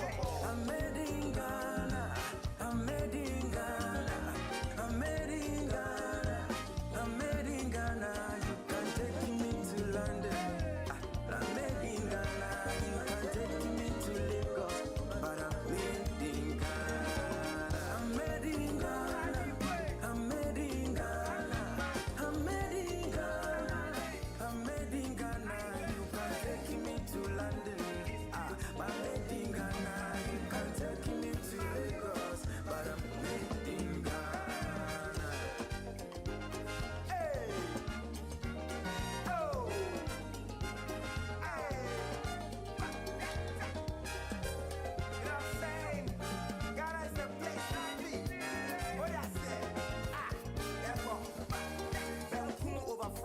Anytime, fufu over pizza, anytime, kente over lane, any size, high life over hip hop, one or twice. Then share Kumasi, Kwasha Hensem, East April, Kwasha Hensem, and I am propaganda, Kwasha, then Chemta, DC, man, Betray, I raise them, Assassin Patrol, buy a cocoa, the baby and the giant export, I just saw Mutio, buy a big dough, farmers, for your guys, your respect for show. Ghana's about to rise beyond the lights and to stay close. The press is free, the people know their rights, it's the case closed. Back white chair, get positive to Tamba, Tamale, and the rock and the I'm made in Ghana, I'm made in Ghana, I'm made in Ghana, I'm made in Ghana. You can take me to London. I'm made in Ghana, you can take me to Lagos, but I'm made in Ghana. I'm made in Ghana, I'm made in Ghana, I'm made in Ghana, I'm made in Ghana. Taking me to London, I'm made in Ghana. You can take me to Lagos, but I'm made in Ghana. I'm made in Ghana. I'm made in Ghana. I'm made in Ghana. I'm made in Ghana. You can take me to London. I'm made in Ghana. You can take me to Lagos, but I'm made in Ghana.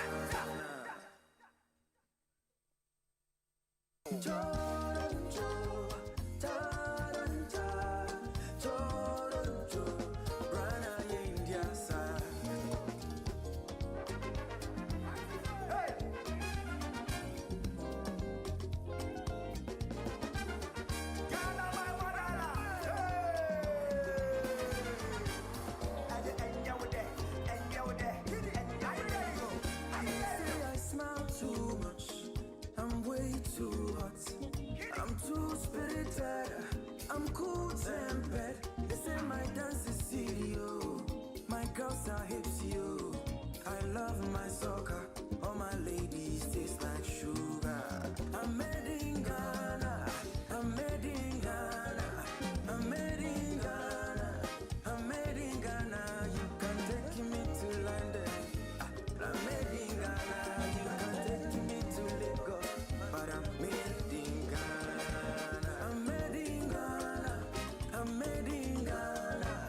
I'm made in Ghana. I'm made in Ghana. You can take me to London. I'm made in Ghana. You can take me to Lagos, but I'm made in Ghana. Flight Kabesi Kotoka. Boga unity, yeah, on the car. The cassette, voice I share, then your temperature. Now you put from one some pocket pressure.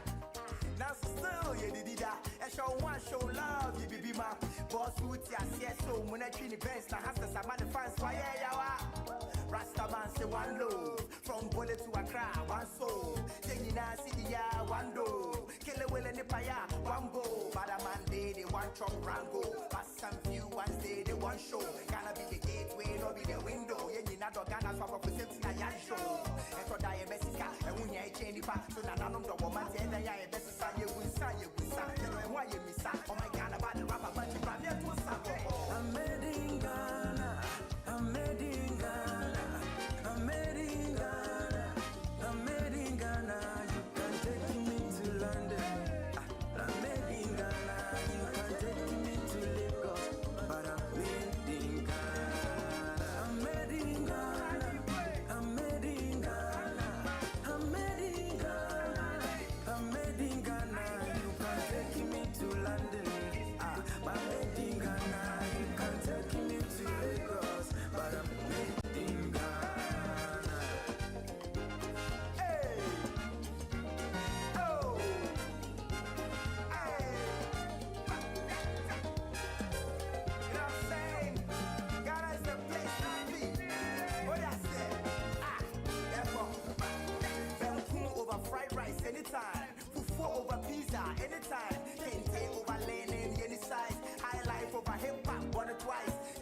Kumasi, Kwasha, Hensem, East April, Kwasha, Yesem, and I am Propaganda, Kwasha, then Chemta, DC, Man, Betray, and Rinsem, Assassin Patrol, by a Coco, Yebedia, Jai Export, I just saw Mutio, by a big door, farmers, for your guys, for your respect for sure. Can us about the right beyond the lights and to stay close. The press is free, the people know their right, it's the case closed. Winnie back, white train, kept post, different to Tamba, Tamale, and the Rock, and the I'm made in Ghana, I'm made in Ghana, I'm made in Ghana, I'm made in Ghana. You can take me to London. I'm made in Ghana. You can take me to Lagos, but I'm made in Ghana. I'm made in Ghana. I'm made in Ghana. I'm made in Ghana. I'm made in Ghana. You can take me to London. I'm made in Ghana. You can take me to Lagos, but I'm made in Ghana. I'm made in Ghana. I'm made in Ghana. I'm made in Ghana.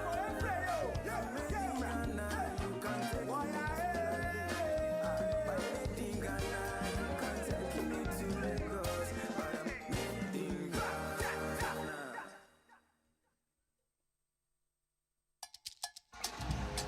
A one, a two, a 1, 2, 3, let's go. Toronto, Toronto, Toronto, Brana India side. Hey.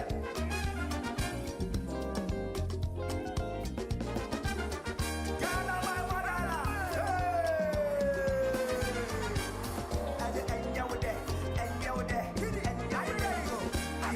I smile too much. I'm way too hot.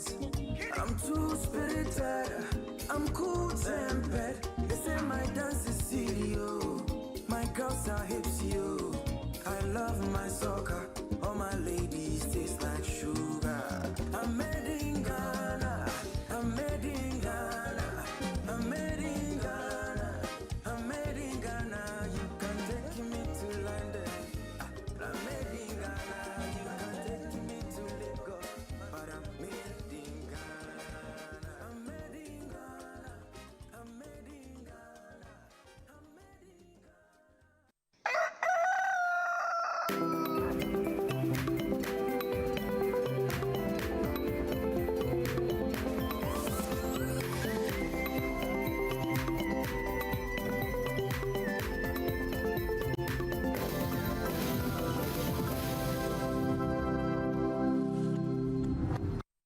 Meet the Blanksons. Meet Papa Blankson, the big man. Always talking big, never following plan. Meet Mama Blankson, fire in her hands. She carries the whole house, she gives the commands. Every day is a This week, Frema Edunyame steps into the world of the Blanksons family on The Upside Down Show. It's drama, surprises, and moments you won't see coming. Hello, the Blanksons. Don't you love them already? You know, whose character really looked like them? I think him. Yeah. Right? Mrs. Blankson, how would you describe your character? I would say Mrs. Blankson is the keeper of the home. She's the one who pushes things behind the scenes and makes things, like she just makes the things in the home all come together. So, like they say, behind every successful man, there's a woman. Mr. Blankson, was there a point throughout the entire shoot that you felt, I wish I wasn't doing this? It didn't have to do with the content. Okay. It had to do with the time. Okay. The ungodly hours. I said, Obia Obaka show. Make a date this Sunday at 7 p.m. only on The Upside Down Show on Channel 1 TV.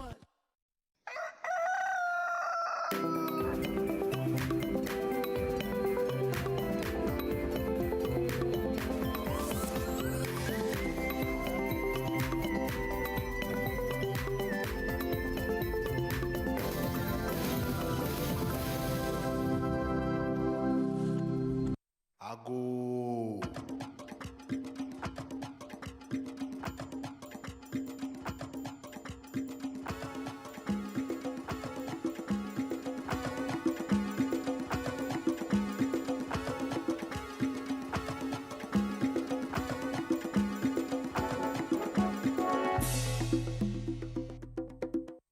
Mr. Boku, I put it to you that you are a very caring man. You are a man who cares about people. You are a man who cares about your neighborhood. True or false? True. Now, I put it to you that because you care about your people, that is why you don't want them to die. That is why you give that rooftop or the last floor to somebody to start a beer bar. True or false? True.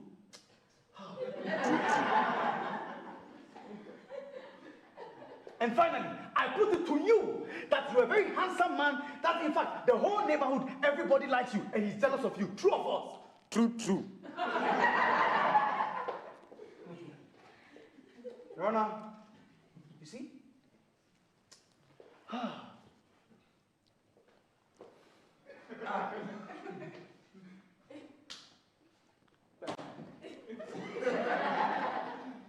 Hey, Mr. Paku. Yes, sir. Two very simple questions. Is a boutique an office? Debbie. But you allowed it in the building. Is a bar or lounge an office? Debbie. You have allowed that one too in the building? Yes, sir, Professor. No further questions, you won't. You can sit. Please, your witness. Yes, Your Honor. Would like to go to the stand. That is the owner and the plaintiff, Kwesiboga. Kwesiboga.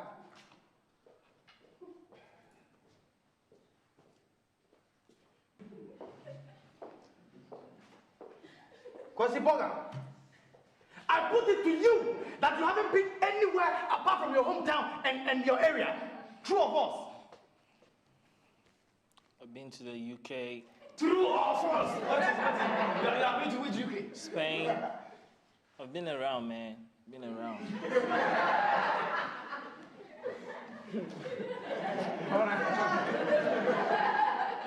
Hey, he doesn't know me that listen, I can do more than him. So, he promised you that he's going to give all the spaces to offices. Yeah, sure. He did say that. Is your business an office? I got 3 offices in there. Is it an office? Yep. So the boutique is an office? I got an office in the boutique. And do you also know that in the lounge or the bar, there's also an office in there? I don't know, man. No, man. You don't know, man? I don't know. Straight. Right, this is Sunday Breakfast right here on Channel 1 TV, and we played excerpts of Kejetia versus Makola to tease you a bit, because we have the latest lawyer in town, Nana Jesse Owusu, joining us for a personality interview. We with the team of Chese. And to get him to do an interview, hey, it takes grace, because Nana doesn't like interviews. So we're grateful that he decided that to say lawyer no or the Beba Channel 1 TV. And so Nana Jesse Owusu is an actor. He's been in the entertainment space. He won an award, was it last year? 2 years ago? Yes, at the Ghana Movie Awards. And recently he was called to the bar. And due to no, too much the aura. Too much aura. It was overflowing. It was overflowing. Nana, you're welcome and congratulations. He's a big man, as we'd say here. Amazing. I just see welcome Sunday breakfast. How are you feeling? Thank you, Jude. Thank you, Eno.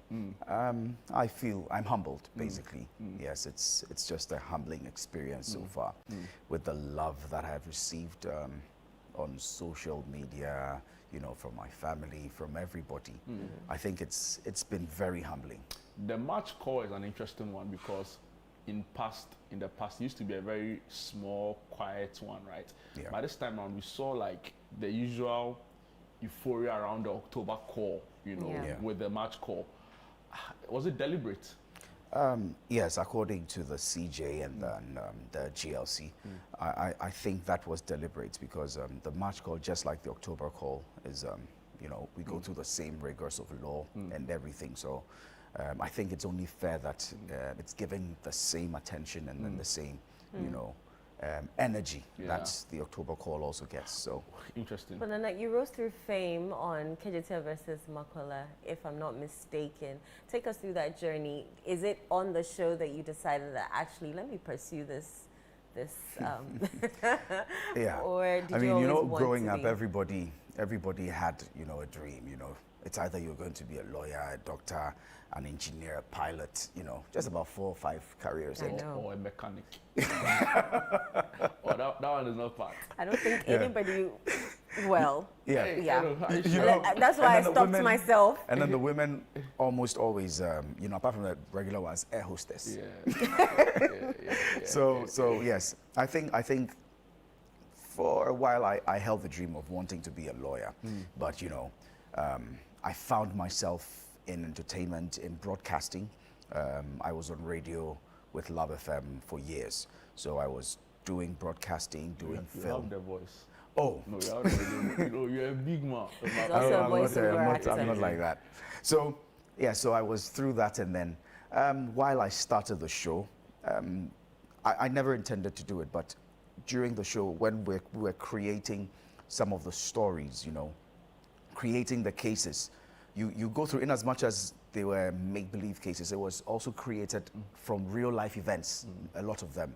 So then you see it, and then the preparation you have to go through. Sometimes the actors, when they come there and then they immerse themselves in the roles, and then you see the passion with which it happens, and then you understand that this is what is actually happening out there. So I think I got a lot of inspiration from Kijitia versus Makola when I started playing the role of a lawyer to actually want to be a lawyer as well.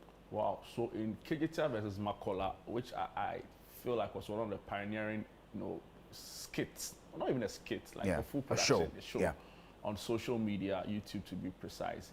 You are saying to us that the briefs you were debating in your makeshift court were actual cases. Some we, you know, when there are cases, I mean, or some issues, maybe we hear somebody's issue, or somebody brings we hear somebody saying that, oh, me will be a problem, or I have this case, and then we take it up, and then sometimes we put a twist to it for entertainment purposes. Oh, okay. And then, you know, we go in there and then make, you know, fun, or try to, you know, bring out the societal or the topical issues out of that particular brief or case. So yes, a lot of them were actual cases Was as well. any of it rehearsed? No, never. So you just have the script and then you go do your so thing? basically, the thing about KJ was, okay, so it started on radio, on Love FM, somewhere 2015, if I'm not mistaken. So it was on radio. We had a show called the PM Show. So it was just a segment on the radio where we just come and then we bring a case and then we battle it out, myself and Loyalty Richmond and Ato Dadzi, the Ewe lawyer. So we did it on radio for a while, for almost a year. And then Luis went for one of his things and then came with a certain denouement that, oh, now I want us to try it on TV. So with no funds whatsoever, we just went to the Ejuso Court, and then we just shot a few episodes. And those were the very first episodes we shot. And then after that, we just decided to put a bit of the teasers on social media, and that was it.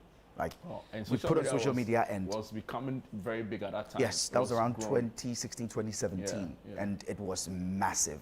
So after that, we decided to premiere it, and then we did, in Accra, we did about 10 shows.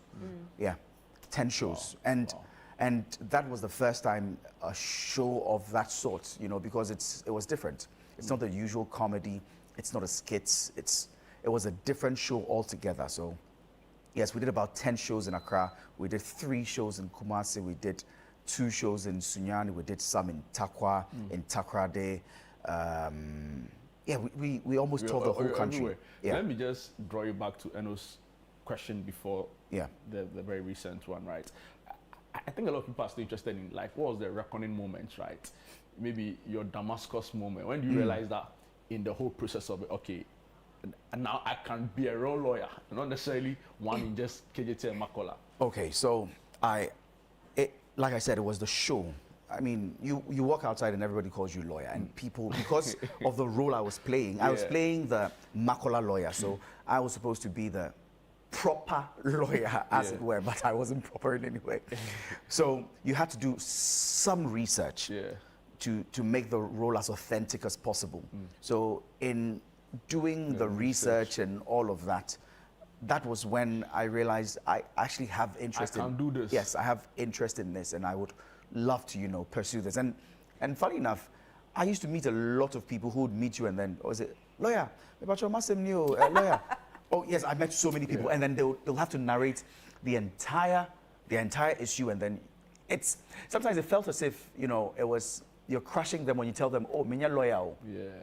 You know, so you have to then find you a have way to to help anyway. So what I'll do is I'll just tell you, and then I have lawyer friends, and I'll tell you, oh, and you're come down for we na onye e email neck for us the corner ho so I have had a lot of friends who are also helping out, you know, pro bono on a lot of these things. That based on your experiences within the space that we are underlawyered as a country? Yes, we are. You're sure about that? Yes, I'm very sure about that. I think a lot of people actually think that, oh, right now there's a boom in lawyers in the country, but that's never the case. When you consider, you know, the lawyer clients ratio, the lawyer population ratio, it's very, very low. We're all just concentrated here in Accra and mostly Kumasi, and sometimes Takoradi. But when you go to the north, you know, the upper regions, you know, some of the deprived areas, they hardly get, you know, representation. They get because lawyers the money over there. The money is not there. Yes, I mean that is actually very true, because we're all working for money for at a point. But I think we should also, you know, think about the people and also think of, you know, helping the less privileged as well. So is there a commitment to do a lot more pro bono cases, take up all of those market women who loved your content, some of them streamed it on their phone? If they come to you, are you still going to help them? I mean, I always say that there's a reason my name is NGO. There's a reason, God knows why, you know, out of all the initials, or out of all the names that I could have been named, my initials turned out to be NGO. So I think it beholds on me to have that aspect, in as much as I would work and then try and make some money, of course, because that is why we're doing this. I love that. But you would also want to help the people. I mean, anybody who knows me, who has dealt with me, knows how much I give out. My services, you know, money, philanthropy, a lot of these things. And I am not going to stop anytime soon. I think it is something it's a calling that you should also try to help the people, because that is where the fulfillment is. It really is amazing. Right. Yeah. So I mean, I want you to tell us a bit about law school, and also did you have to pause on entertainment, or did you do both alongside?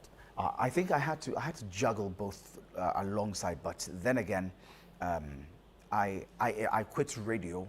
Yes. I mean, when I started law school proper, I think somewhere in second year, I had to quit radio because I had too many things running concurrently.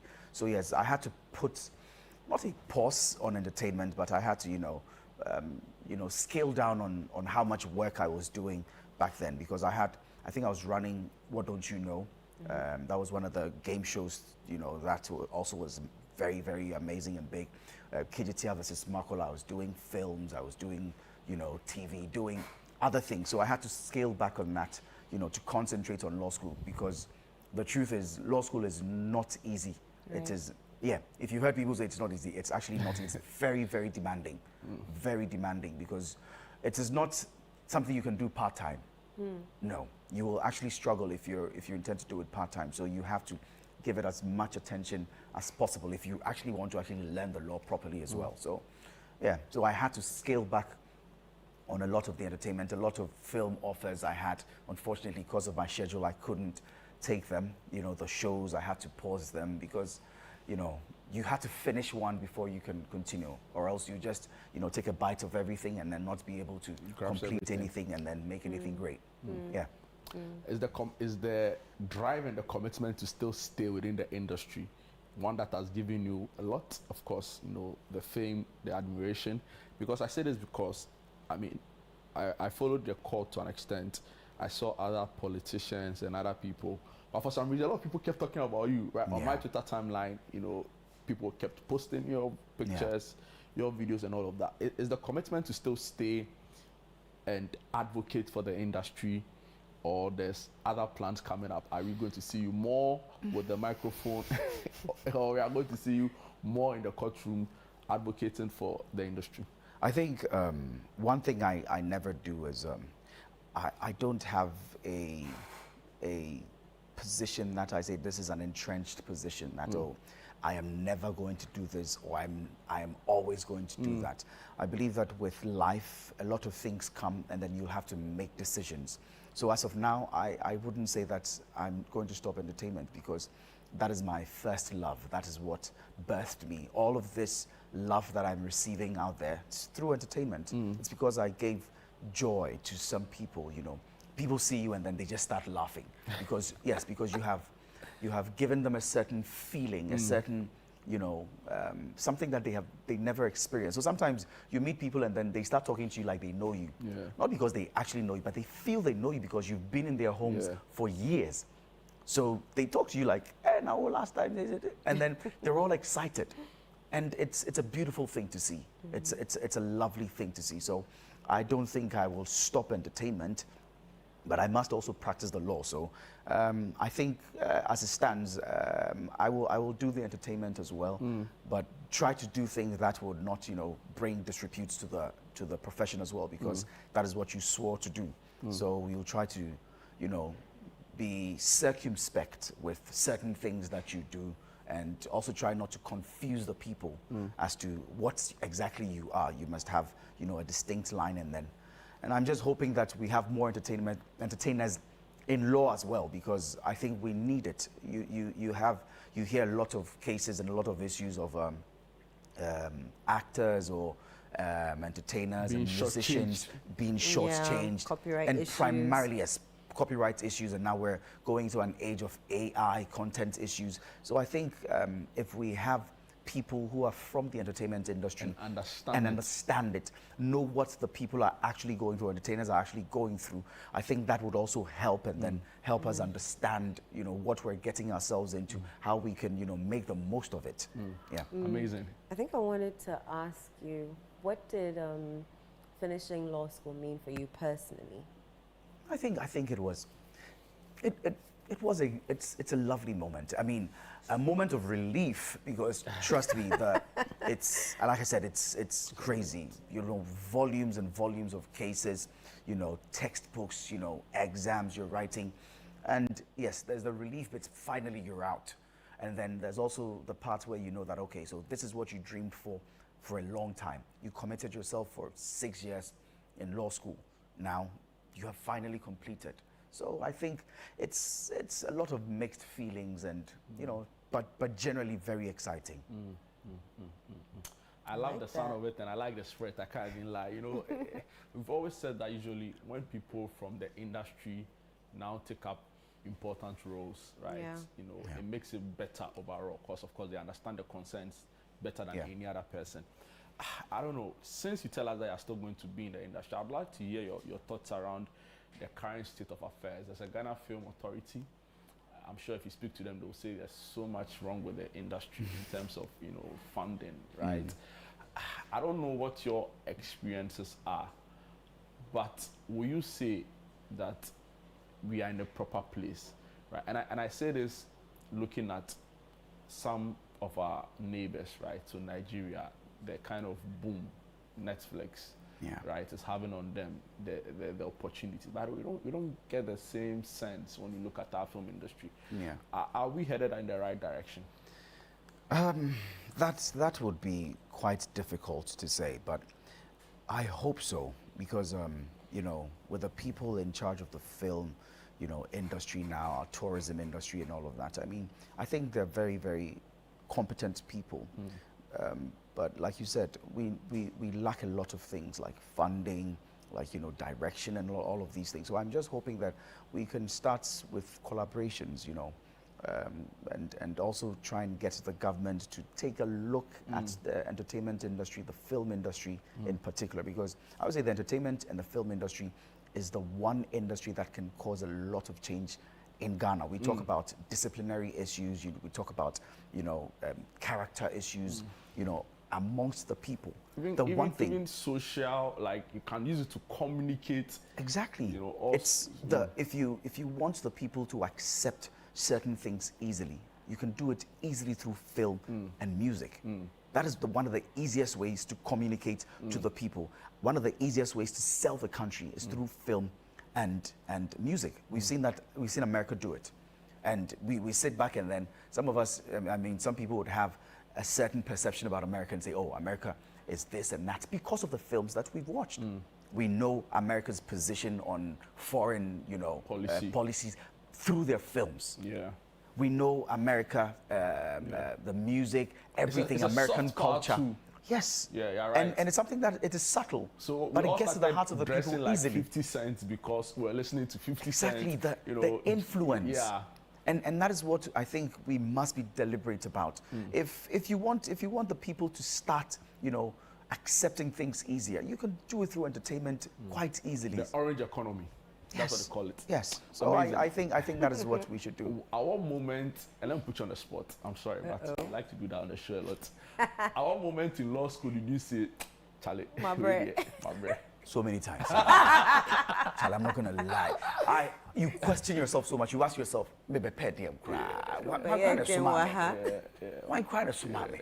You check the school fees. I mean, you think about, apart from the school fees, the amount of work you have to go through. When it's getting to exam, and then even before exam, the thing about law is you can never leave it till exam to study. So you must always study, because there are too many things to study. And then you're going in the middle of the night, you're staying all through campus, staying at Gimpa the whole night. And then you ask yourself, why not Sumami? You keep asking yourself that. And that is why sometimes you sit back, and then if you're able to complete and get this out of the way, you're grateful to God, because not all of us went through this and actually got out of this. I think just last week there was news around a student who had collapsed in lectures and passed away at the Ghana School of Law. Yeah. So and also one of our colleagues, that was the former MP for Akwatia. Yes.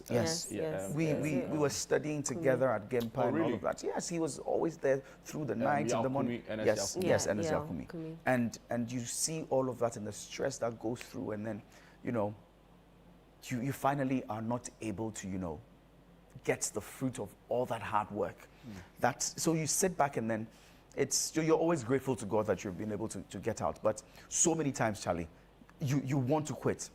You want to quit. I can imagine. Yeah. So let's put you on the spot. If you could tell your younger self, 13-year-old Nana Jessius, what would you say to him now? What would I say to him? Don't change. Don't Just change? do you. Yeah.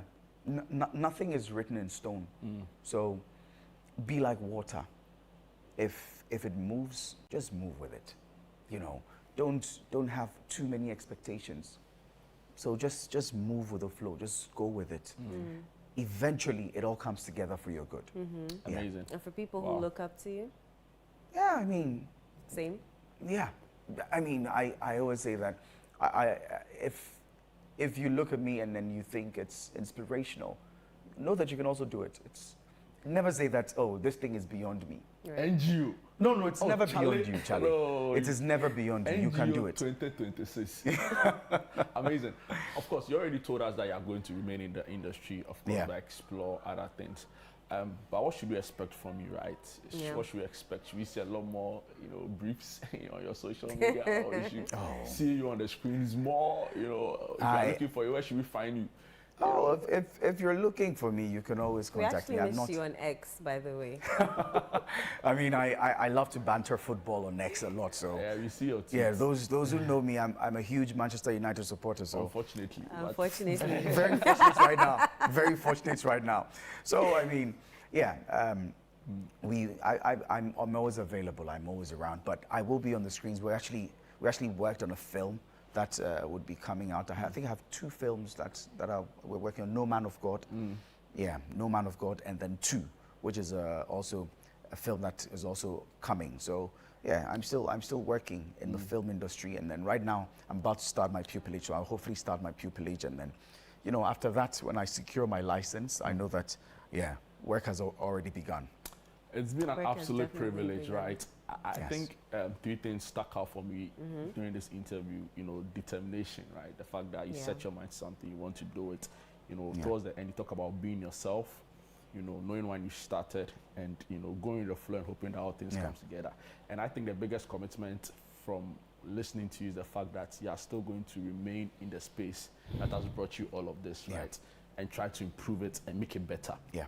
Grateful for your time. Thank you. No, you're a big man. Oh no, you be the big man. Charlie, you be too no, large. No, you be the big man. Too large. You be the big man. Now lawyer, Nana JC Owusu.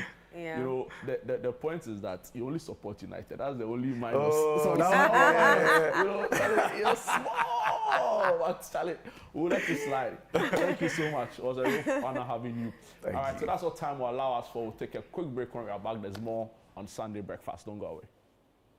Ago.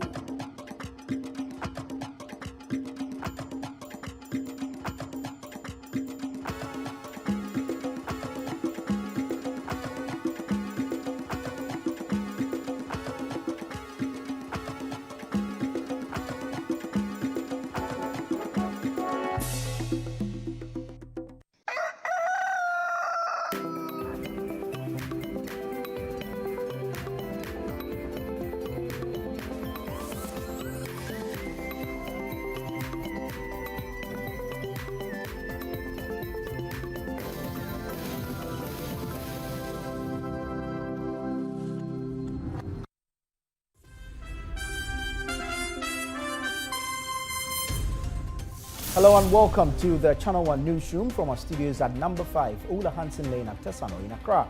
I am Nanatifu Obwati. I'm Frema Edunyami. I am Umaru Sanda Amadu. I am Inosafo. I am Charles Owusukumi. I am Akosia Otrick. They've given you land to build an airport, and the airport is named after them, and then you are going to change it and put your name. We hear a Jumara National Apprenticeship Program in Kokon Kete. Well, they are paper.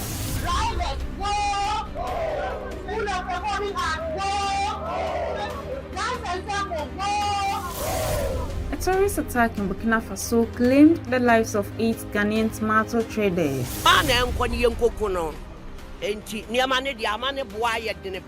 fire extinguishers, they are empty.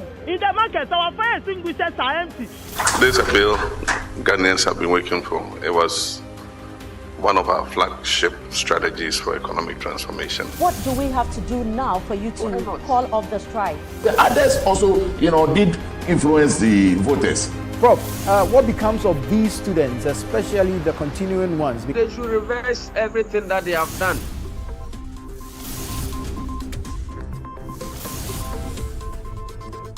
Channel One Newsroom airs Monday to Sunday at 8 p.m. only on Channel One TV.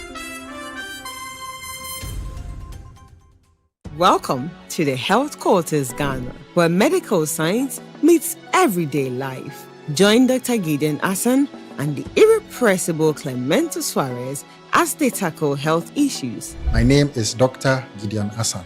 I have with me here my co-host, Clemento Suarez. I knew how it felt anytime I started to feel the pain. Whether it is hernia, breast cancer, cataract, or infertility, the show brings together victims to share their real life stories and experts to debunk myths. If you wear cotton supporter, and there be a pampers and a benwa or bosom. So you see, instead of it being raw egg, I done it because you didn't know. Make a date with us every Sunday at 4 p.m. on Channel One TV. Don't forget to subscribe on YouTube and all social media platforms at Health Quarters Ghana.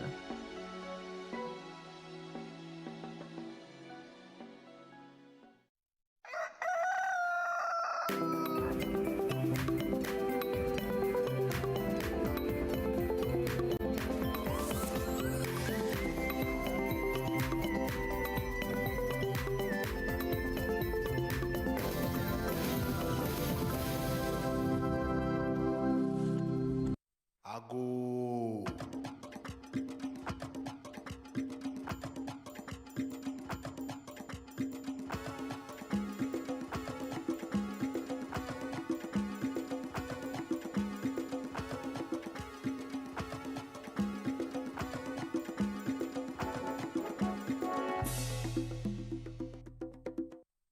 Welcome back. This is Sunday Breakfast right here on Channel 1 TV. My name is Jude Duncan. Eno Safo is still here with me. Just gone by. We had a really exciting interview with Nana Jesse Owusu, actor, now lawyer. He says you still remember. That interview will be up on our YouTube channel. If you missed it, you can go back, you can watch it. Of course, Except will also be on X at Channel 1 GH, and of course at CT973. And also my personal handle at Mensa Duncan. Let me add Eno's own before she comes. Before I cut your head off. _S. It's now time to go back into our Heritage Month. Of course, the whole month of March, we've been celebrating our culture, our heritage, our tradition, everything that uniquely and proudly makes us Ghanaian, right? Eno had an exciting, series of entertainment, what they call the tales from our past. And it was really, really interesting. We want to bring you that, but that will mean that we have to leave the show for you because we want you to enjoy up until the end. So thank you so much for being a part of our Sunday morning. We started with our news review segment. We told you about the Back to Your Village Food Festival, which continues today. We had a health conversation with Dr. Kalsum Adam, and of course, that really, really exciting and inspiring interview with Nana Jesse Owusu. It's now time to take you to our culture, our tradition, our heritage. Do enjoy. Ago.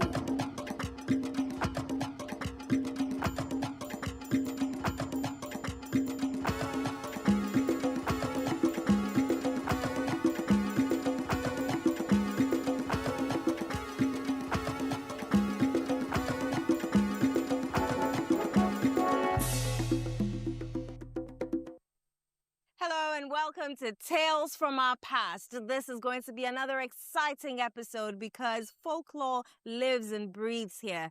This is Channel 1 TV. I am your host, Eno Safo, and I don't do this alone. I do this with two amazing doctors, Dr. Amachibwate and Dr. Dogbaji. As usual, we're going to tell you indigenous folklore right here on Tales from Our Past. I am your host, Eno Safo. Doctors, take it away.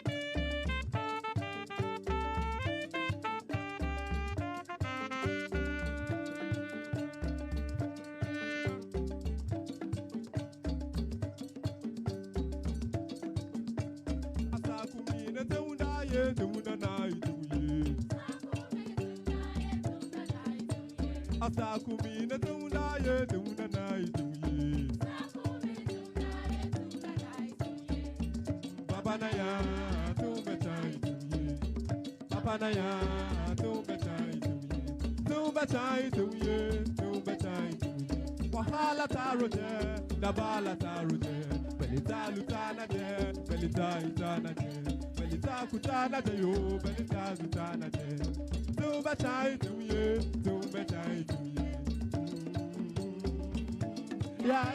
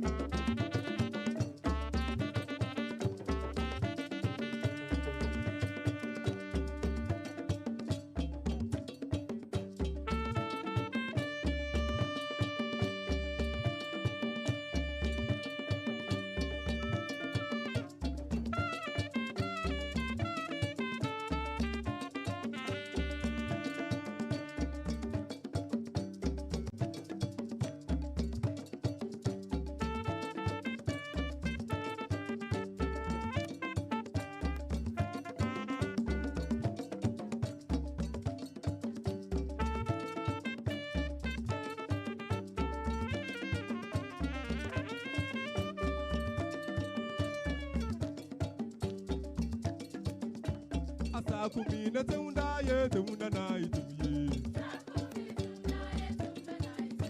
Asakumina tunda ye tunda na ituye. Papa na ya tumba chai ituye. Papa na ya tumba chai ituye. Tumba chai ituye. Tumba chai ituye. Wahala taroje, nabala taroje. Belita lutana je, belita itana je. Belita kutana je yo, belita kutana je. Tumba chai tumye, tumba chai tumye.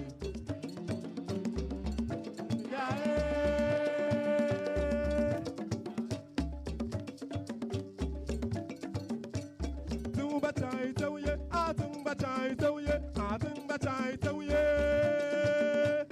Tumba chai tumye, tumba chai tumye.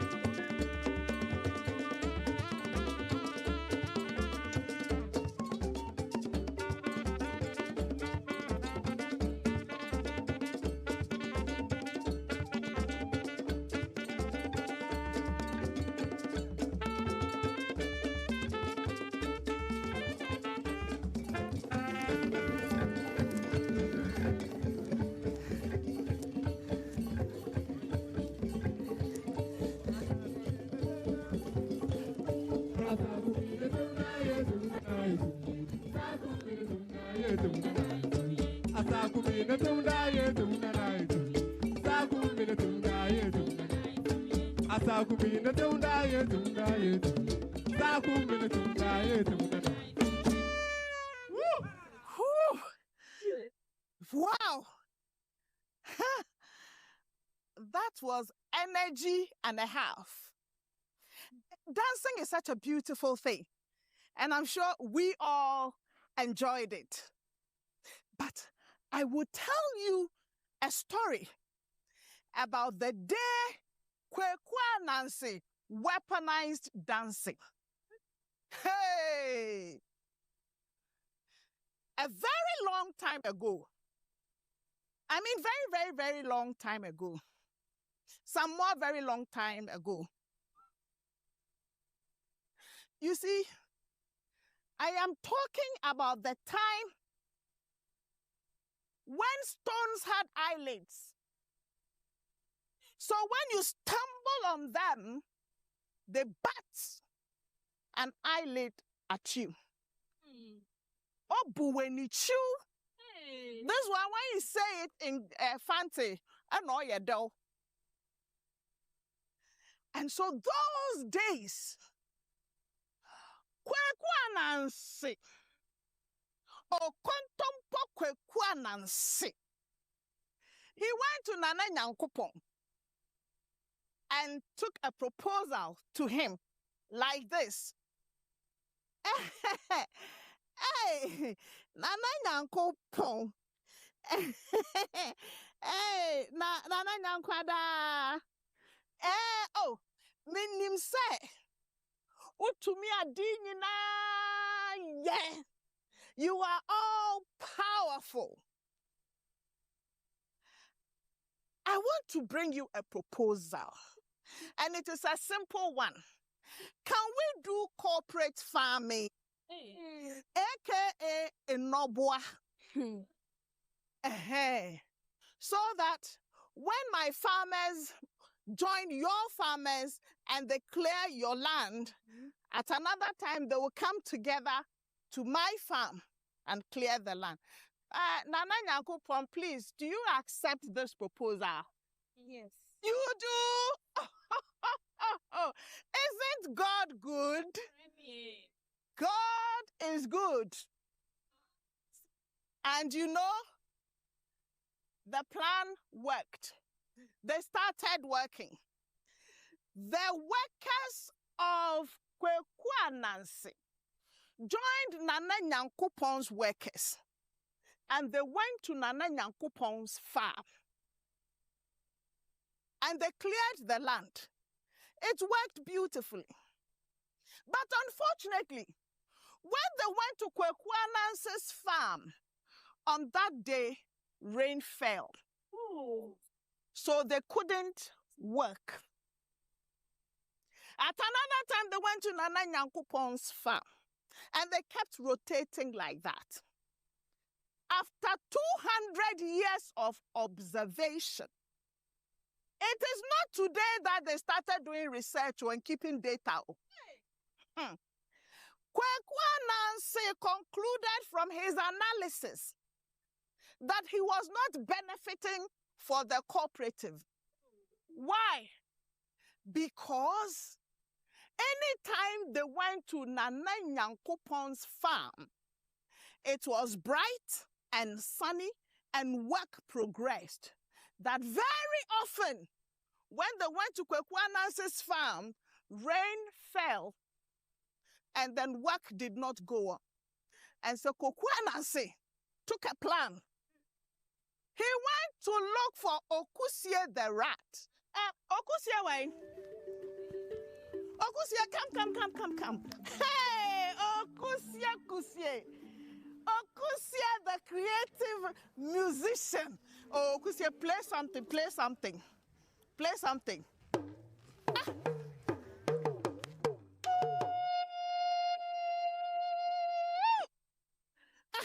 Okusie, I bring a proposal. Okusie, I want to give you a job. I want you to dig a tunnel, long one, and enter Nana Nyankopon's farm. And you see this drum? Oh, play it again. Play something. Hey. Good one there. Carry your drum. Go to the farm on the third day. I'll tell you the day. When you get to the farm, you stay there and wait. When you hear that workers have arrived, start playing. What is the song? Nana Nyankopon Senyuadi.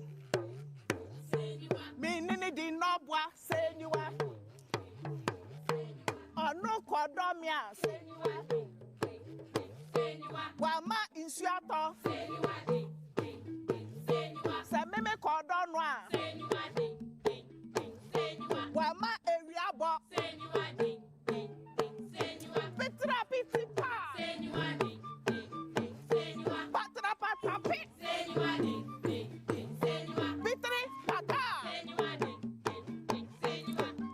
Okay, this is a good one. Now I need you to just keep going now. You can go. So when you hear the cue, you go. So Okusie took the contract and he went. Now the workers gathered like you see these beautiful people. And they got to Nana Nyankopon's farm with pre-notice. Okusie was under in the ground. As soon as he heard the footsteps, he started playing. Nana Nyankopon. Menene di nobwa. Ono kodomia. Wama insiato. Samime kodonwa. Wama insiato. Petra pitipa. Patra papi. This singing went on. Workers, have you stopped working? Nana Nyankopon. Now you freeze. And so the workers kept dancing. They got there at 5:30 a.m. The practice is that at noon, Nana Nyankopon, or the one whose farm the workers have gone to, will provide lunch. So on this day, at noon, Nana Nyankopon's wife prepared lunch and carried it all the way to the farm. When she arrived, she heard the singing and dancing. Nana Nyankopon. Menene di nobwa. Ono kodomia. Wama insiato. Samime kodonwa. Wama eriabo. Petra pitipa. Patra papi. So Nana Nyankopon joined the dance. They danced till it was 3 p.m. Nana Nyankopon was waiting for the time of his wife's arrival so he can hear news of the progress. She wasn't coming home. And so she called his firstborn. Firstborn, come. When firstborn arrived, he was sent to the farm. When he got to the farm, was he going to miss out on the farm, on the fun? He joined the dance. Nana Nyankopon. Menene di nobwa. Soro damia. Wama insiato. Sameme kodonwa. Wama eriabo. Petra pitipa. And this was going on. God waited till 5 p.m. He called his secondborn. Secondborn, where are you? The secondborn, baby child, I need you to go to the farm and bring me news of what is going there. Your mother went, she's not back. Your brother has gone and he's not back. Please go and check. She arrived on the farm. The music was on. She joined the singing. Nana Nyankopon.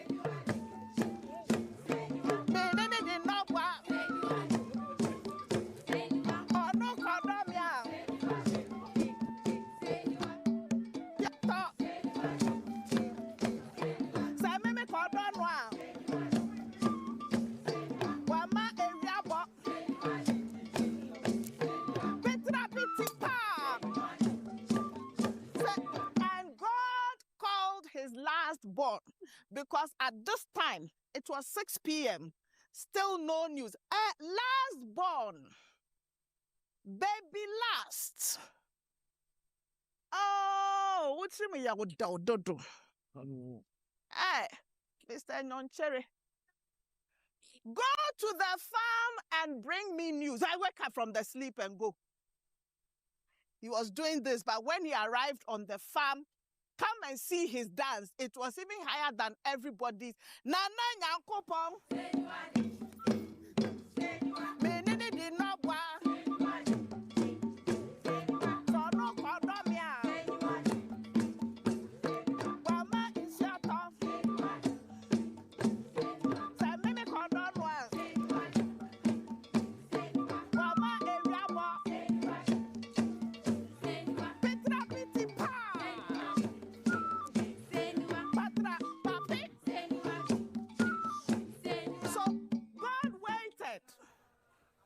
He waited for so long that he couldn't wait anymore.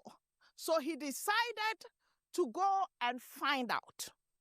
He walked majestically and arrived on the farm and saw this scene. And he said to himself, hey, I created all things, but I don't remember creating this madness. What is going on? What new but rather strange behavior is this one? As he was standing there watching the people's behavior and wondering what was going on, Kwekwa Nancy came to him and said, today, me to have done it to you. God said, what have I done that you are doing back to me? He said, anytime you go to your farm, you make the sun shine. And anytime you go to my farm, you let the rain fall. So that my work doesn't progress. For 200 years now. God looked at him. And looked at him again. And you see, this was not God's intention. God had no plans like Kwekwa Nancy's accusation. And so God looked at Kwekwa Nancy. You see that kind of look that makes you want to vanish. He looked at Kwekwa Nancy and he dressed himself, Kwekwa Nancy I'm talking about, began to dress himself in guilt and shame colors. And at the end of the day, God looked at him and God could only sigh, and he heaved a sigh. What did he do? He heaved a sigh. And again, so you can become a choir again. I became a And this is why when rain falls,